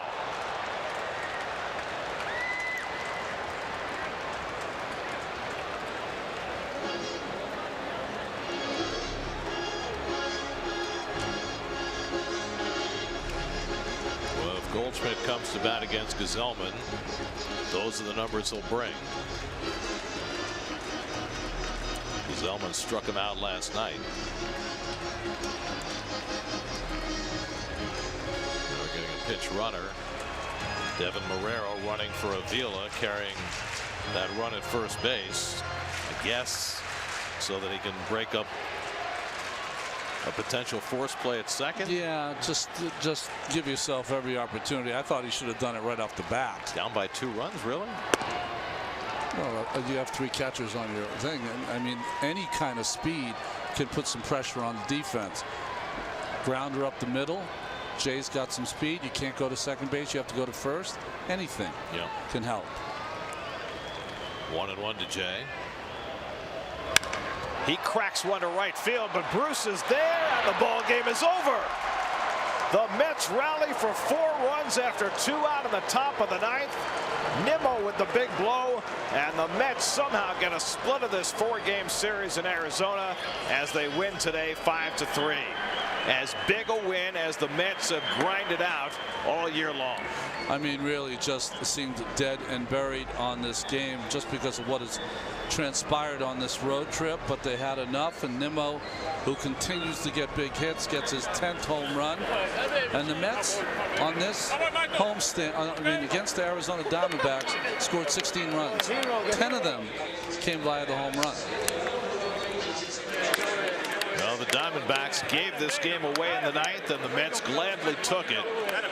Nimmo with the big blow, his 10th home run of the year to put the Mets in front. Cabrera followed with a home run of his own, and then Gesellman worked around the misplay by Dominic Smith in the bottom of the 9th, and Mickey Callaway's team has won 2 in a row as they split this 4-game series and get their 30th win of the season. The game summary brought to you by Nissan. Shop ChooseNissan.com. The Mets down to their final strike in the 9th, get the benefit of a couple of defensive miscues, and then Nimmo and Cabrera with back-to-back home runs in the 9th as the Mets rally for 4 and beat the Diamondbacks. Steve Gelb standing by with today's hero. Steve. All right, guys, Brandon Nimmo, can you quantify just how big of a